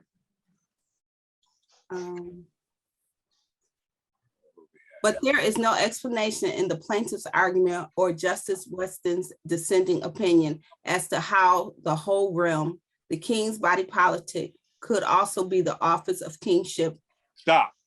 Now, when I went to my trial the other day, the judge asked me, so you mean to tell me that nobody owned their property? I said, I didn't write it. I said, under 46:3-6, it says that the land is allodial. That's the legislation. So if the land is allodial, I have to know how the defendant over here got an interest in allodial land. Because under 46:3-2, it says King of England, body politic, just like me. So I like to know how in the hell he gonna have a claim or meritorious claim in the defense, because I just proved that he don't own the allodial. And that's by the statute. So I don't care what he brings in this courtroom, he's not going to be able to prove his case because the legislation said this is the king's land. I'm telling you, boy, your king is bad when it comes to arguing this. Continue. Okay. There was therefore no consensus as to the definition of the king's body politic. It was the view held by the defendants in William versus Berkeley that the king and the subjects form the body politics of the realm, which prevailed to Matlin's mind in the early 20th century. Commenting on William versus Berkeley, Matlin, a famed English legal historian and a constitutional scholar, noted that the body politics was incorporated with the king's subjects. To Matlin, the king was still only the head of a corporation instead of being a corporation himself in that case. A latter case reported by Plowden and dating to 1573, Sir Thomas Warth case shows that the dignity which was referred to in Hill versus Range had become the body politics of the king. In Warth's case, the king's body politic was again equated with the concept of dignity as it had been in the Duchy of Lancaster and Hill versus Range before the case of William versus Berkeley. The body politic of the king is perpetual and has perpetual continuance and never dies. Although the body natural in which the body politics is reposed dies, there is a separation of the two bodies and that the body politics has left the body natural, now dead or now removed from the dignity. royal, and is conveyed over to and repose in another body and natural. Okay, that's how we doing it. That's how we do it. Just not any natural body can sit in that station. Not just anybody can sit in that station, because when you sit at the station, you're not just concerned about yourself. You're concerned about your people, because that's the station which conform and compile for the people, for somebody to rule over themselves.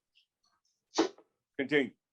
When contrasted with the passage copied before him, Hill versus Range, it is apparent from the excerpt immediately above and the eternal dignity, which has perpetual continuance in Hill versus Range, was latter referred to as the body politic of the king in Warth case, but the relationship between the king's body politic and the dignity was not well defined. The king's body politic is perpetual and the body natural reposes in it. Upon his death, the king's body natural is removed from the dignity royal and is conveyed to the next king's body natural.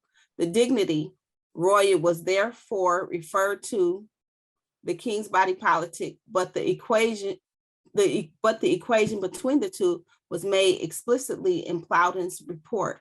Plowden's lack of theorizing of the notion of the king's body politic is apparent from his reports. In particular, he did not develop his conceptualization of the relationship between the king's body politic and the royal dignity. The realm as a body politic was confused, and the king's body politic in William versus Berkeley. To the contrary, in the case of Duchy of Lancaster, the king's body politic was said to be constituted for the purpose of governing the people, implying it was separate from them and therefore akin to the dignity. In short, in Hill versus Range, in Duchy of Lancaster, in Roth's case, the king's body politic appears to be equated with the dignity, the office of kingship, and no mention was made of the realm understood as a body politic. In William versus Berkeley, with the winning defendant's view, which was maintained by Matlin, was that the king's body politic was the realm. There is, therefore, in Plowden's report from the 16th century, no definite concept of the king's body politic. The king's body politic could be the realm as a body politic, with the king as the head and the subjects as the members, or it could be the office of kingship, the dignity. Okay, so this is going to close on this lesson and for part one, and just to show you that the king's two bodies is not a myth. It's not as if it was not decided. They could decide it because they had no one to put in that position. They kept fighting over the position of the one who really was supposed to be there, and that's me. And I did it. So what they prophesied about and was unsure about, I've done it, we've done it. Why? Because we're sure about our position. We're sure about it. Why? Because it's in the legislation. If the legislators say it, then 9 times out of 10, it's got to be true. And it must be confirmed that it's true, and we confirm it. So with that, we're going to digress on this lesson. I'll give each and every one of you a couple of minutes to say a couple of words about how good this lesson was, and I'm pretty sure it was. But then I digress. Queen? Another beautiful lesson from the king and the king's bench. Today talking about citizen, subject. Very interesting lesson on the two bodies, which I had no information on before this lesson today. And I also like how we talked about the fines and the common recoveries that was abolished. Also the king's kingship. Like I said, another beautiful lesson. Looking forward to the next lesson as always. And with that, I digress. Well said, Queen. Archbishop, you got the floor. Once again, King, a marvelous lesson brought to the Kingdom of England, or in this case, the Empire of England, which is still, etymologically Albion, because England does mean Albion. So what they were saying here, or reiterated, letting us know that England was an empire, that is completely true, which we already knew. And also too, thank you, Queen, for that rundown, based off of what we did learn in today's lesson. After, the king's two bodies is something that they don't talk about. And we know for what reasons and why. But what the king did say that was imperative for us to understand was you must have this understanding of the king's law, i.e. natural law. If you don't have the king's conscience, you can't bring yourself back into the body of Christ, which we're showing you the church is the true body of Christ. This is literally the visible church that many people have prayed for, prophesied about, but no one knew when it was going to actually present itself. And we presented ourselves at the proper time, when the king, January 14th, 2020. So everything was right in alignment for us to return and come and do this great work as a body as whole. And like I said, that the king incorporated with his body. So as you see, the king is here with us. He didn't leave us stranded because a body is no good with no head. So as now that the head has returned, we don't have to run around like chickens with our heads cut off, or us trying to figure it out all on our own. When they say you have problems, put them in God's hand. And as you see, the king has returned. He is the Lord. What makes us lords, but only for way for you to do that, you have to understand the king's conscience. So once again, King, marvelous work. The blood is definitely showing itself approved in you, which we know our ancestors was going to make sure it was going to work based off of the autobiological memory that we all have within us at this time. But now that you have became or shown the capstone to the pyramid or the all-seeing eye that we all have been waiting to see and been waiting to know, is that you are part of the king's conscience. You are part of the king's body. When you talk about yourself, talk about the king, because without you or without the king, we wouldn't exist in the totality. So once again, King, marvelous job. And hopefully for those viewers who are paying attention, this is not hogwash. We put a lot of time and research into this to show you that we know exactly who we are. And unfortunately, many brothers and sisters are going to allow this to go on to the wayside. They're not going to pay any attention to it. And we understand because they are nothing more than being programmed, which we call artificial intelligence, by artificial entities called corporations. And with that being said, I digress. Well said, Archbishop, fluently, passively, and as well as what they call it, strictly. You know what I'm saying? We got to take this seriously, and we got to give it to you strictly, because for you to take heed to what we're saying, it's going to cause you greater harm than you already feeling now. So well said, Archbishop. CA. Gratitude and honor, marvelous lesson. Another great delineation of two bodies, the political body politic and the actual natural physical formation body. The office remains open in perpetuity, so your rights and tail can be held intact as governed under a DEJURE body of politic. This is for the heirs, now stepping into the position of successors, governing themselves righteously as their forefathers would have it. Gratitude and honor to you, King. Peace and love to all of those who are listening at the sound of my voice. Gratitude and honor to our Queen.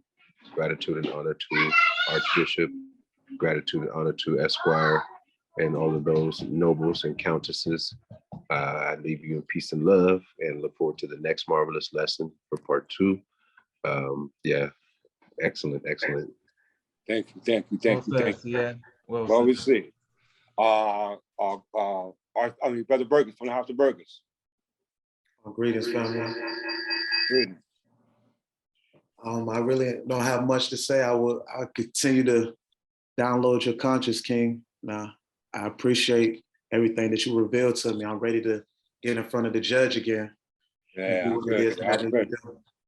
I feel you, brother. This will make you want to do that. You know what I'm saying? Because, you're either going to judge or be judged, and we're tired of being judged. We're trying to be a presume of who we are and what we are. No more. We're going to tell you who we are. You don't want to accept it, that's you. But it is what it is. So well said. With that, we give Sister Walker from the House of Walker. Greetings. Greetings, Mr. Walker.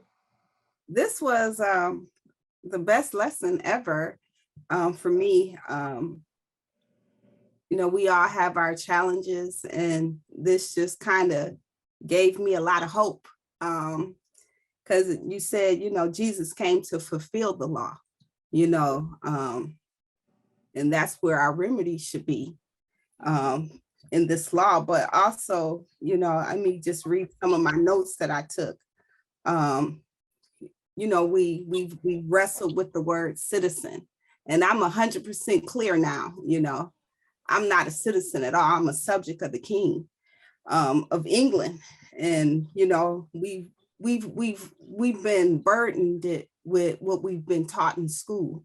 You know, so we live in this artificial land, and I know some people will not be able to really grasp, you know, we're living in an artificial land. Some people may know that, you know, I work as an electrician. And I had a customer, you know, they put a box truck in the middle of a street where there was no house before. So they had to call the city planning department to get an address. So that street address belonged to the city, whether, you know, anything was on that land or not. You know, that address, you know, came from the city. So that once again shows you, you know, that's still a fictitious address because it came from a corporation. And so that's how clear that is for me. But we've been living in a, you know, concrete, well, not a concrete, an abstract life. And we have to really unlearn a lot of this. So this lesson, I'm going to, you know, rewind this, and I can't wait for it to go up because it's time for us to become concrete and live as the King's body and, you know, all come together. So I appreciate this lesson. Gratitude, King and Queen and Archbishop. Beautifully said, Sister Walker from the House of Walker. Sister Middleton, Countess Middleton from the House of Middleton. Yes, excellent lesson. And it's interesting just to speak on the book of Job, which is the oldest book of the Bible, as well as the most astrological book of the Bible. And so there's also a counter story to the notion of kingship, and that has to do with Leviathan, who is an astronomical constellation known as Cetus, or the whale, or the sea monster, which goes back to the king and queen of Ethiopia, of which the daughter is Andromeda, and the fight to get her from the sea monster, a la the Leviathan. Yeah. So there's a lot of information that is converging. The whole notion of what is true money, and King Edgar marking our money with the silver penny, that was very enlightening to me, among other things. And like Sister Walker, Sister Allen, and the rest of us, I will be rewinding this lesson. Very foundational, very significant, and I thank you. And I digress. That's our job. That's what we do here. Well said. Sister Harris from the House of Harris. This knowledge is of the highest level. And so I'm going to try to articulate the best way I can. Maybe you can help me with this. I think it's important for the people that's listening to this, when you are explaining about the Protestants got us in this mess, knowing that the Protestants is of the Roman, that this is Rome, and knowing that that is the temporary part being Rome, this is supposed to be of English, the English land of the crown of the king, and showing us the bodies. That's important that everyone needs to understand that. The difference between we've been in Rome, but this is supposed to be of English, this is the English land, the crown land of the king, and we are the members, which is subject to the crown. Am I explaining that properly? Perfect. I'm on it. That's what the audience really need to understand, that. Understand this. So I appreciate the knowledge today. And again, I will be studying as well to be better articulating and understanding everything you're bringing together in connection. That's especially the part about the confessor being Jesus, Yes, whereas a Roman is mystical, yes. showing the two dualities. Duality, yes. Very important. Very Very important. important. I'm glad you caught that. You know what I'm saying? So you can come out that spook world and stay in the real world. Well said. Thank Brother Mean from the House of Means, Noble. Good to see you this morning, King. Noble. Grand We Rising, all, Grand Rising. all my brothers and kings, or all my sisters is queens as well, but there's only one station for now. So, but with that, greetings, brother. Greetings, Grand Rising to all. First, I'd like to apologize to everyone for my tardiness. It's fine, Noble.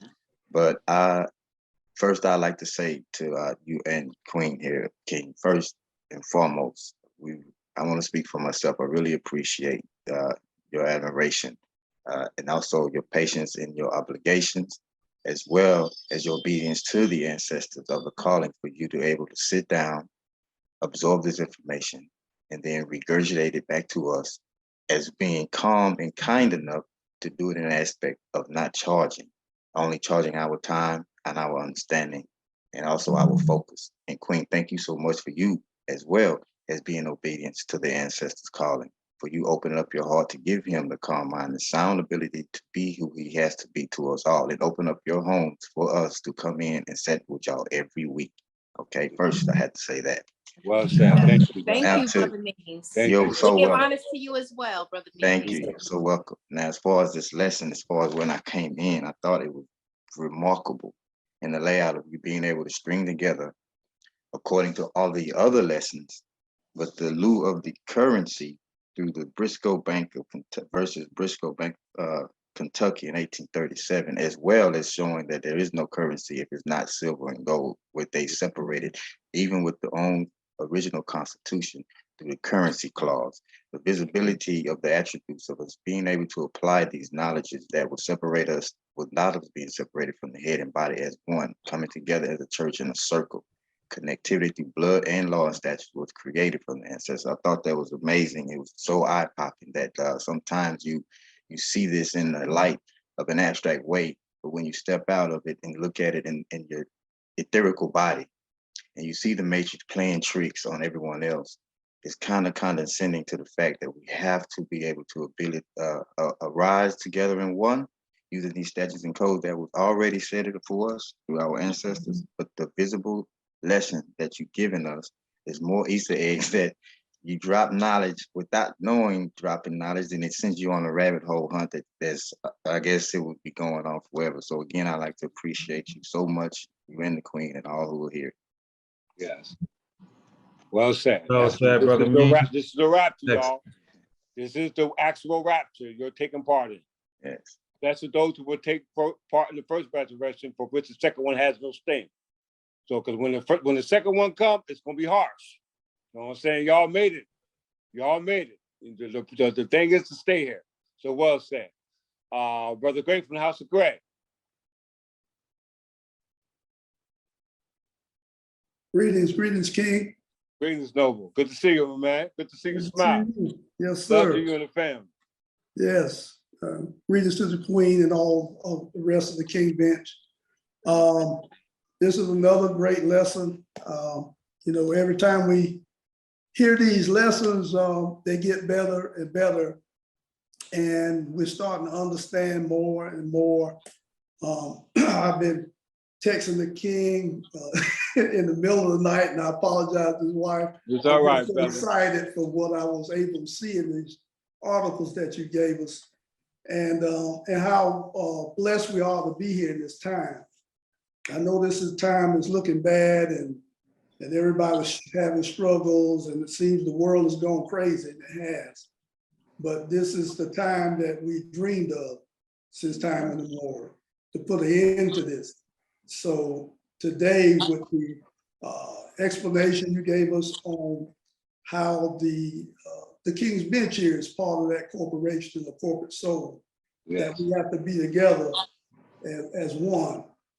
So I just like to take time to always reflect on what a great place we are in right now, and great to have the king, as Brother Mean said, to sacrifice himself daily, and his wife and family who sacrifice her time to give him the chance to talk to us. So with that, I digress and open the floor for someone else. Thank you. Well said, Brother Gray. I look That's forward right, to hearing right. your response, Noble. Like I said, it's nothing like being able to give a response or something that you never knew, and to give a response or something that you never knew shows you learning. You know what I'm saying? So those who give responses or stuff they didn't know, who can't give response or things they didn't know, ain't learning. Y'all are learning. You know what I'm saying? Y'all should be proud of yourself. Well said.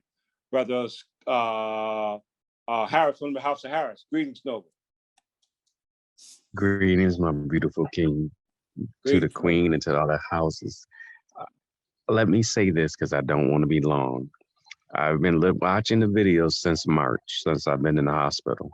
It's because of the videos that I'm able to be healed and that I'm leaving and going home tomorrow.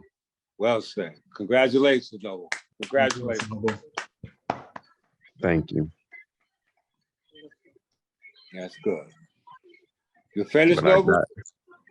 I gotta say, King, man, you is nasty. Wow. Every time I'm thinking, like, how is he gonna outdo the last one? Because, and you, listen, when my wife went to court and she told this magistrate, she said, "You not no judge." She said, "You have no idea the pain that is coming to you." Mm-hmm. Mm. Got that right. He just looked, he was like, well, what you mean? She said, "My husband is the subject of the kingdom of England." She said, "The king is going to come after you for hurting his son."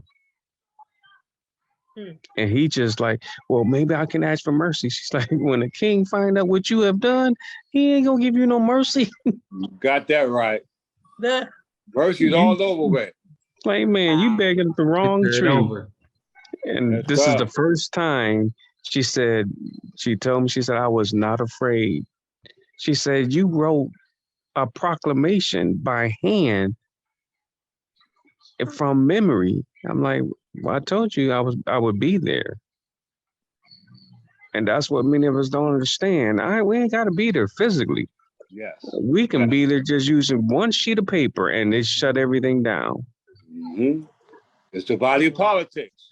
It's never died. Exactly. Well From said. everlasting to everlasting, King, the kingdom will never die. Thank you, brother. Thank you. Well said. I love you. I'll be home tomorrow. I'll be looking forward to redoing this video again. Woo. All right, Noble, that's fun. It's gonna be Yes, there sir, for Brother you. Harris. Love you, Brother Belmont. Love my family Yeah, so too. much. When I get Brother these Harris, finances coming in, it's coming right to finance my kingdom. Thank you. Brother Harris, we're looking forward to you being home and for you being able to dialogue with us, on a more audio level. Well, Oh, virtual, yes. I should say, Well, so yeah. that's beautiful. Yes. Yes. Look Well, forward to seeing you soon. this little cheap phone, I'm doing the best I can for now, but I get home tomorrow, I'll be able to be on my computer. All right, brother. That's your You still dedication, got the brother. connection, brother. Yes, thank you. We move on all waves. Gamma waves, radio waves, television, microwave. We got it all. You know what I'm saying? I can't wait to put my king in that Bentley. Thank you, brother. Thank you. I really appreciate it. Because I'll you sit back deserve and it. do as well because I'm not You driving. deserve it. You Right. deserve it. Thank you, brother. Brother You're welcome, Walthor from King. the House of Walthor. Greetings, Noble. Greetings, King and Queen. Greetings, Noble. Good to have you here King today. Brother Walthor. Yes, my camera went out, so I'm hoping I can restart my computer and get it back on. But certainly can appreciate the vision that you've given everyone here today. You were able to find some information that you said you were not even aware of until a couple of days ago. So that information certainly has employed a lot of thought in my mind, especially when you were able to discern the corporation aggregate and the corporation soul. and a lot of the case law you was teaching from today has helped me to not only just write things down, but really be able to go into studying the words, as Brother Means always brings out. Being able to study the vocabulary of these words is very important. And so I was able to see how they have divided and conquered through these 800 years. They've divided and conquered.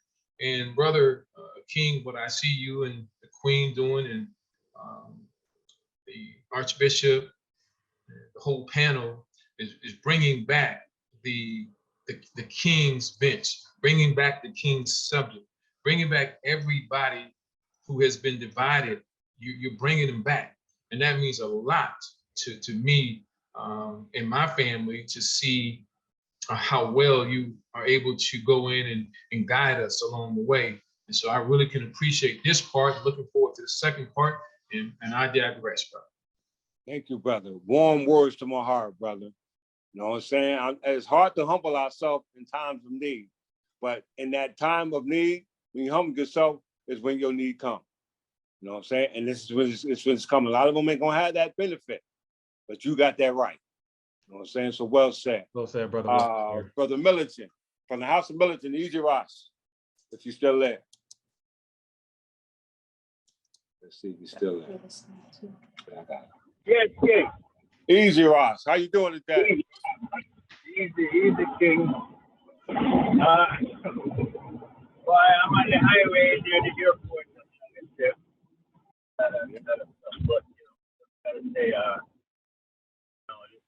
Next level type of genius.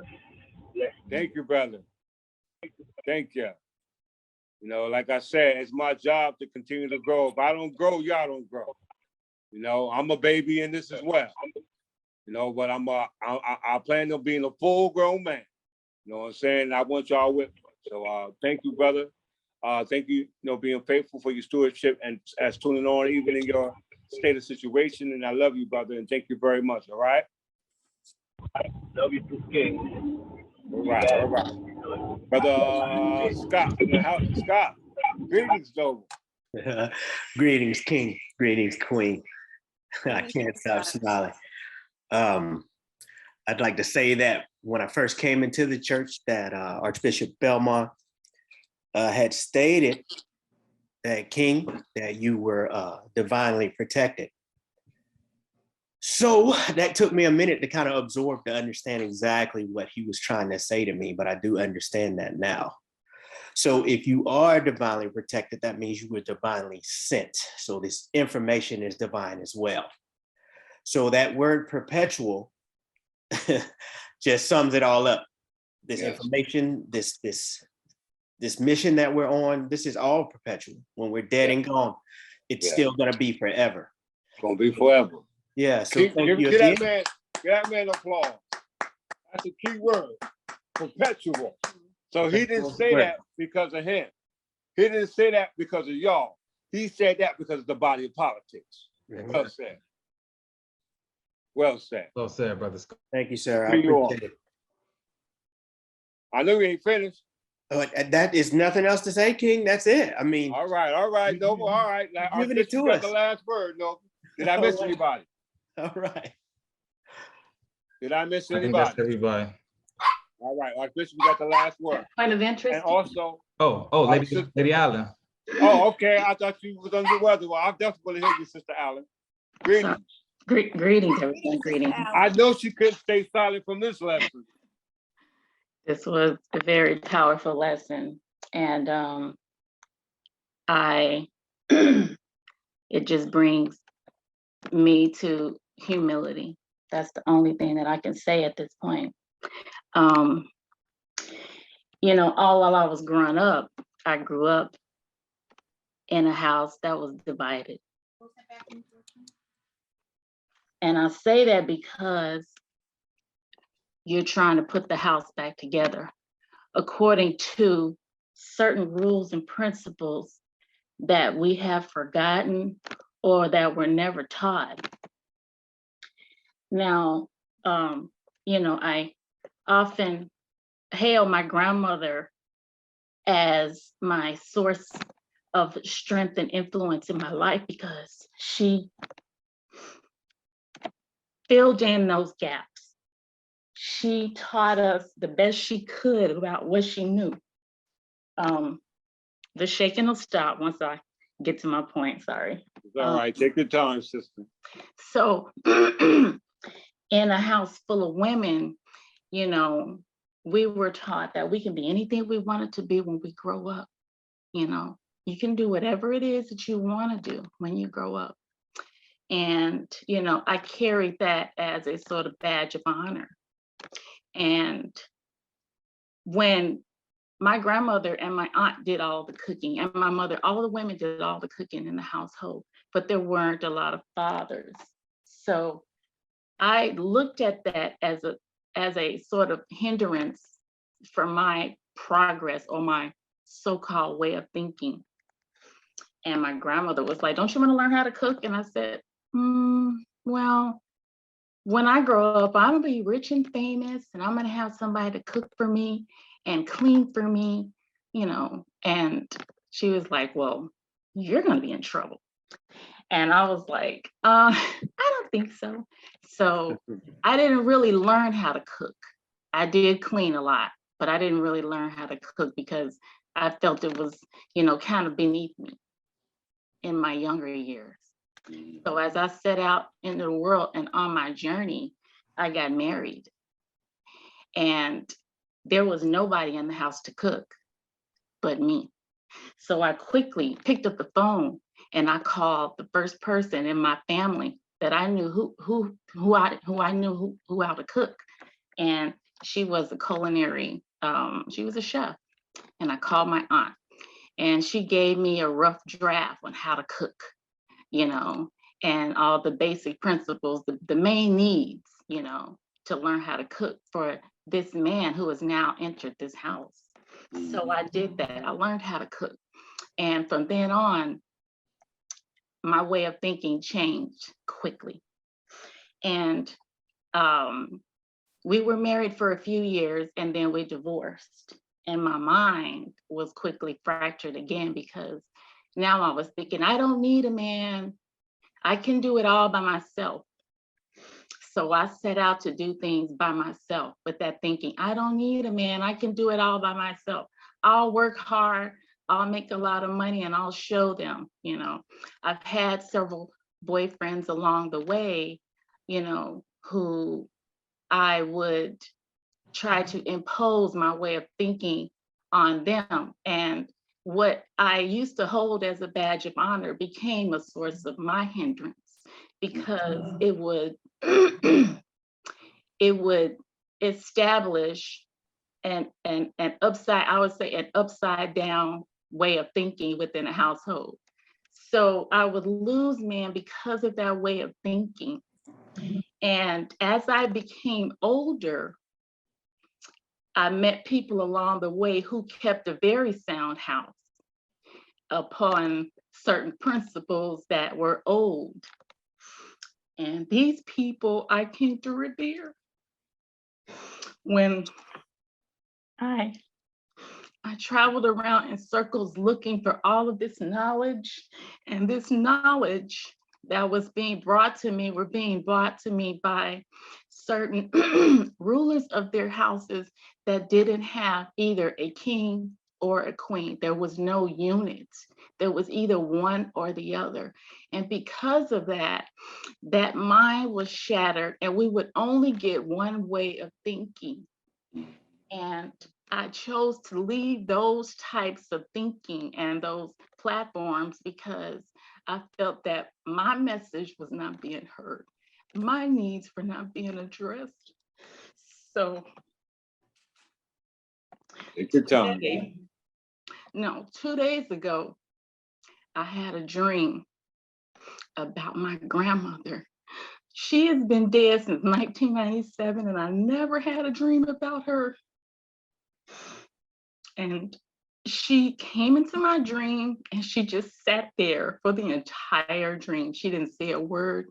She visited everyone in the family as though to tell them that I'm here.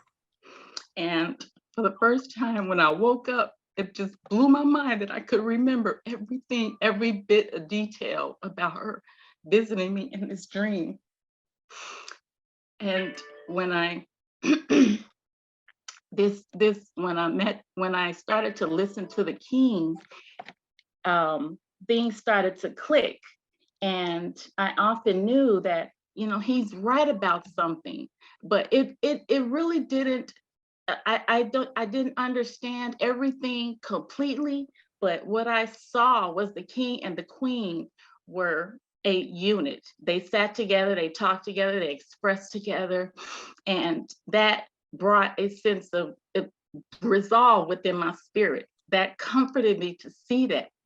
So that principle alone keeps me in motion. It keeps an understanding within me. So as you explained this entire concept today, I didn't really understand math completely, but I understand English. I understand the English language and the conceptualization of sentences. So I left, most of the men in my family understood math, and I figured it was for a specific reason. And the women understood English and the language for a specific reason. And what you have taught today was the concept of how a house is built. The man is desperately needed to build the house. The woman's role is not to build the house. It is to maintain it. You know, you have the king, you have the queen, and you have your subjects or your children, and everybody has the role, everybody has a position, and we're all loyal to the first strike of the iron, which the Father has laid down. And all of those principles must be followed in order to maintain a certain balance. If you have 5 acres of land, who's going to maintain this portion of the land? Who's going to be in charge of the cooking? Who's going to be in charge of the cleaning? Who's going to be in charge of building structures upon this land to get water to you, to get food to you, you know, to get animals to come towards you? You know, these principles are inherent to what King Edgar the Peaceful set out, a form of dignity. It clicked so well in my mind when he said that, a type of dignity that must be maintained. And as long as you have a proper household, it will be maintained forever. It will be in perpetuity.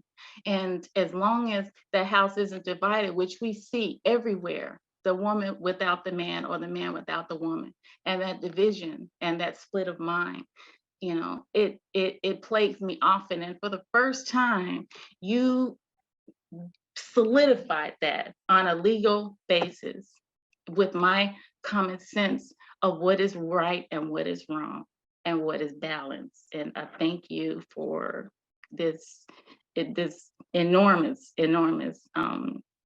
lecture and lesson today. And I thank you for having me. Thank you very much. I appreciate you. Well said, Coach. Yeah, well said, Sister. Hey, we love you. That was beautiful. Well said.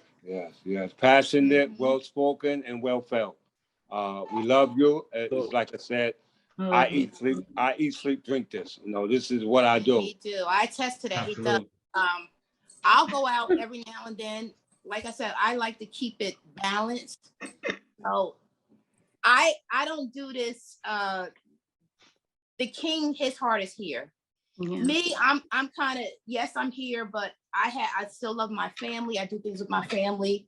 You know, I try to keep balance with certain things. You know, I go out like a normal person, shop, and, you know, but the king, he eats, sleeps this. And like I said, this was not his first school of thought. He's been doing this for 17 years, been trying to search and find his way, you know, and like I said, this is who he is. You know, he wakes up thinking this. He goes to bed thinking this. You know, it's 24/7 with him. And for that, I give honors. Thank you, Queen. Thank you, Queen. Archbishop, you got the last word.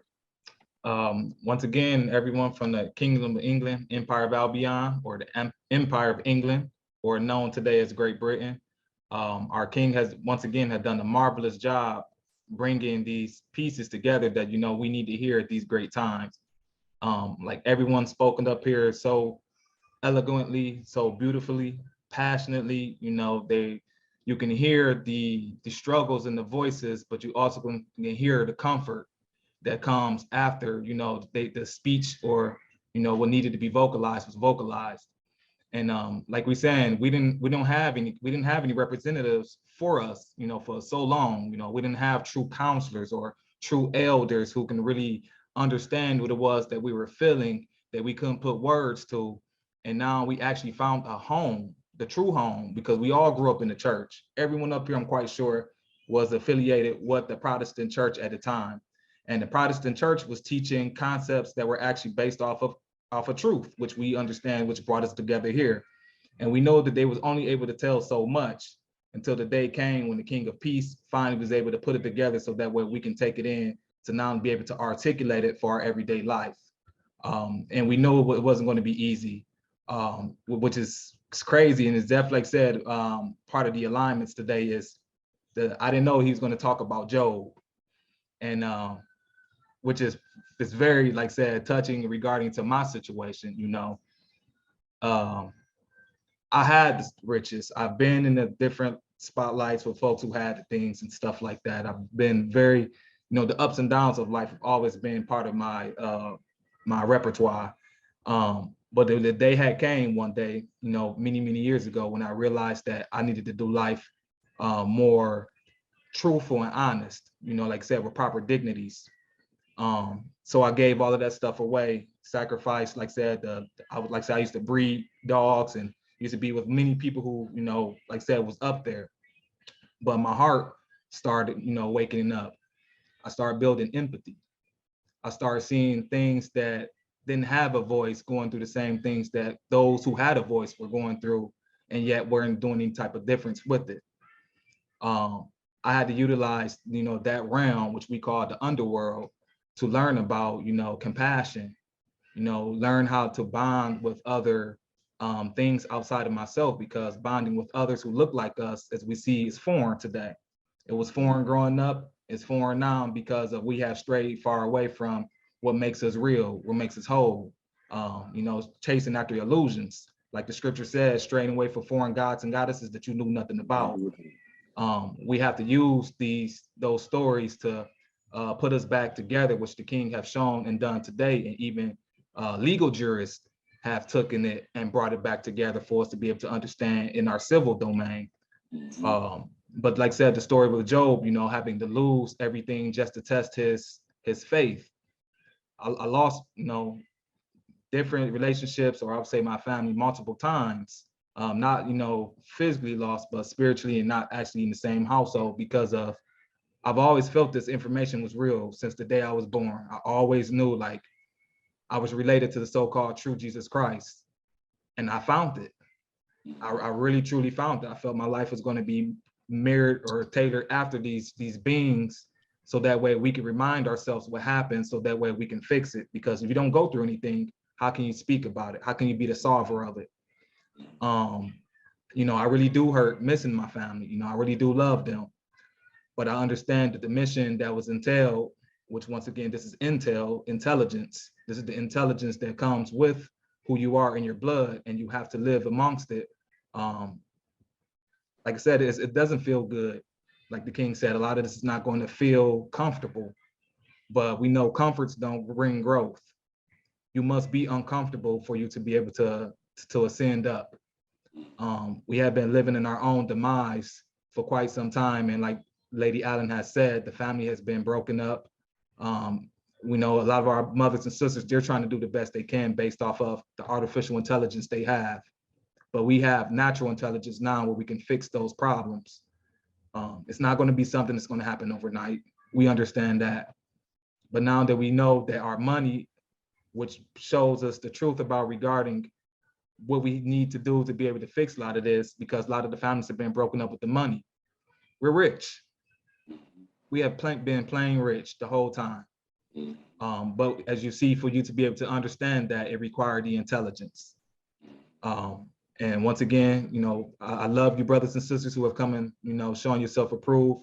We know that you're going to go through many different sacrifices, trials and tribulations, you know, to maintain, to see and test your faith. And like I said, my faith has been tested just like Job, and I have not strayed away from the truth. I can attest to that. You know, I definitely, you know, I meet family members, you know, I want to bring the info to. And I also came to the realization that you have to understand their positions and why they think and do what they do, because they have been lied to and hurt as well. And you know, and our job is not to continue to pick at that, you know, at those wounds. Our job is just to be able to let them know that the doors are open for you whenever you decide you want to actually get the true healing that we all desire and so much needed. And with that being said, once again, thank you, King, and thank you, Queen Godwinson, because, you know, without bringing the King to his proper consciousness that he needed the time to save his people, which was you done that. The mother, as we've seen, the mother is that much more important than when she realized it in modern times. You know, you is who makes us whole. You are the one that nurture us and feed us the truth at a very young age. And like I said, without teaching the children the understanding of the father, which is the pater familiae, which is the head of the household, they won't understand the role of the father and why it's so important for the mother and father to both be there. And so with that being said, we love y'all, you know, come home. You don't have that much time. The corporations, they're going to continue to keep doing what they were created to do. And as we see, it was really meant to put the heirs back in the proper state of mind, in the proper alignment, and honor the King as well as the empire, so that way you can take care of it. And with that being said, I digress. Well said. Peace, everyone. Love you. See you next Sunday. Also, for all those who I said I'll get back, hopefully this information that you've seen on this video will give you the insight you need to push forward. And with that, we'll say peace. Peace and love, everyone. Peace.